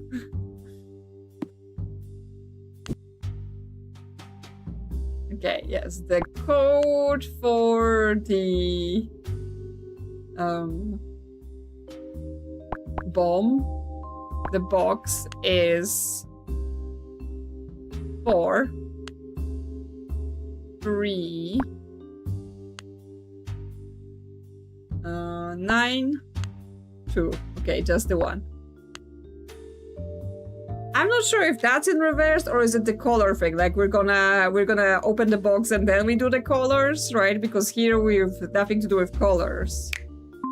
Yeah, exactly. So this is correct, but then I think there's gonna be a next step where we do the colors. I've put the code into the keypad and the catch swung open. I probably should have seen this coming. Martin's looking to get back at me for Brian's death, and it seems like he wants me to go out with a bang. The mechanism in here is a mess of conductors, circuitry, and colored wires. If I can deduce the right order in which to cut those wires, I should be able to disarm the device. Martin said he's given me all the clues I need to figure this out, so let's get thinking. Yes, okay, so that's the... Holy cow, it's a real bomb. I'm gonna disable this fast. No, I can't do fast. Okay, so it's gonna be like the sequence to... disarm the bomb is, and then the sequence. Okay, so I think we do the colors based on the instructions and then we reverse them. So it says yellow isn't cowardly. So I think that implies it goes at the start, right? It's not cowardly, so it goes first. Then you will see red in the end, which means red is at the back. Then you will put green in between. So I guess it's yellow-green.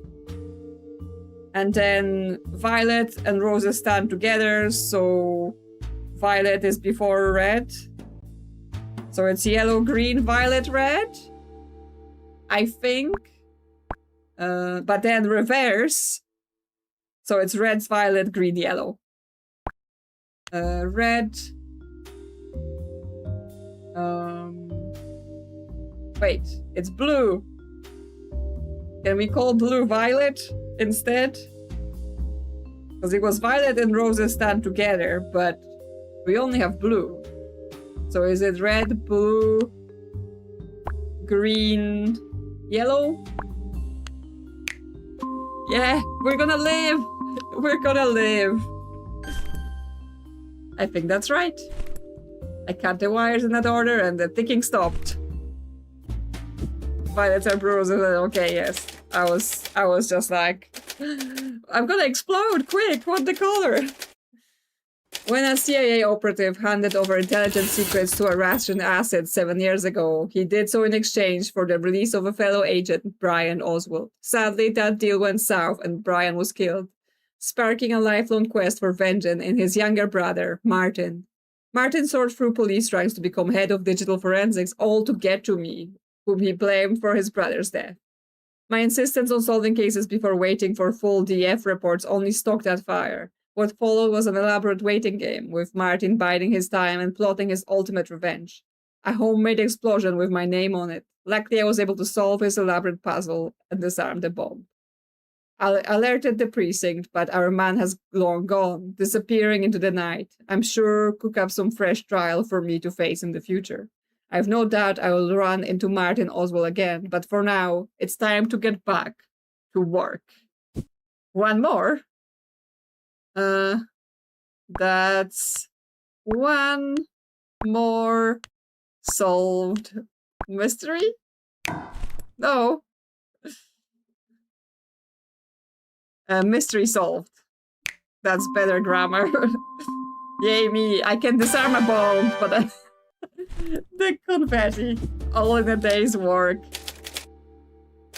You've completed the game. You have great taste. You look fantastic. You smell really nice. Winners leave reviews. Thank you for playing Mini Murder Mysteries. I hope you enjoy playing it as much as I enjoyed making it.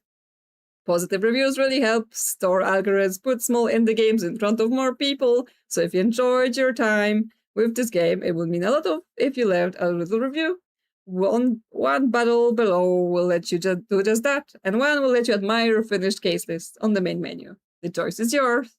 Adam Bankworks. Yeah, this was pretty fun, right? Like, it seemed a bit uneven sometimes, at least to me, because like some of the cases we went in and I was like, this is what happened, right? This is what happened right away. And then a couple of them was like, what do you mean? I don't understand, but I mean, we've done it, right? Like, we've done it. It was as promised. It promised us mini murder mysteries, and it's definitely what we got. We got some cozy mini detective. I am curious to see if I can use like my phone to translate that message in Russian or whatever it's supposed to be.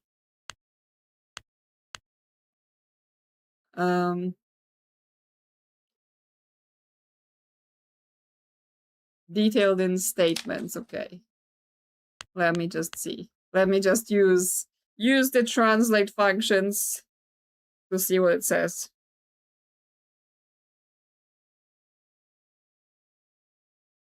You know, the technology we have these days. The meeting is scheduled, as you know. I said that if you call the number again, there will be consequences. You must keep your promise. Okay, so basically they were like, don't call us again, or we will kill your brother. And then we just went and called the number because we obviously didn't know what was going on. And that's how we got blamed for the whole situation. So, yeah. I mean, yes, if I translated it at the time, it wouldn't have like made a huge difference, right? Funky Security, it's my custom-made Sailor Moon case where I just put some stickers on my phone and then put a just clear cover on it. So that's it. That's it for mini murder mysteries. Let me just get some Firefly mode in here so you can see her before we wrap up. Look at her, just having the cutest nap while we're here solving all the murder. Yeah, so as always, there will be videos on the channel during the week. So we have the incident at Galley House that I've been waiting for, the remake 2 type help. We've got more Dimhaven, we've got more Archive of Travosa. And then next weekend, we're going to be streaming Mermaid Mask. So this is the new Detective Grimoire and Sally's. If you've seen or played Tangle Towers before, that's the next game in that series. So that should be pretty fun, like point and click with some wacky story, wacky logic, cute graphics, all that kind of stuff. So I'm looking forward to that. Should have told him you've been trying to reach him about his car extended warranty. I mean, then they're definitely going to kill the guy. Like, that would definitely put them off the edge. This time in 3D. Wow, new technology. Yes. So yeah, hopefully I will see you around for that. And yeah, thanks all for hanging out for this longer one this time. Right, I've decided I'm gonna do this whole game at once, so we did it. We've managed the whole thing. So yes, as always, thank you all for chatting. Thank you for just hanging out in the background if that's all you do. Thank you to anyone who liked the stream. And yeah, I hope you all have a good rest of your night, rest of your day, whatever time it is for you. And you all have a great week. And as always, thank you to all the members for supporting the channel. And hopefully I'll see you soon. Bye-bye. Firefly says sleepy bye-bye. She's not gonna wave because she's sleeping. Night-night.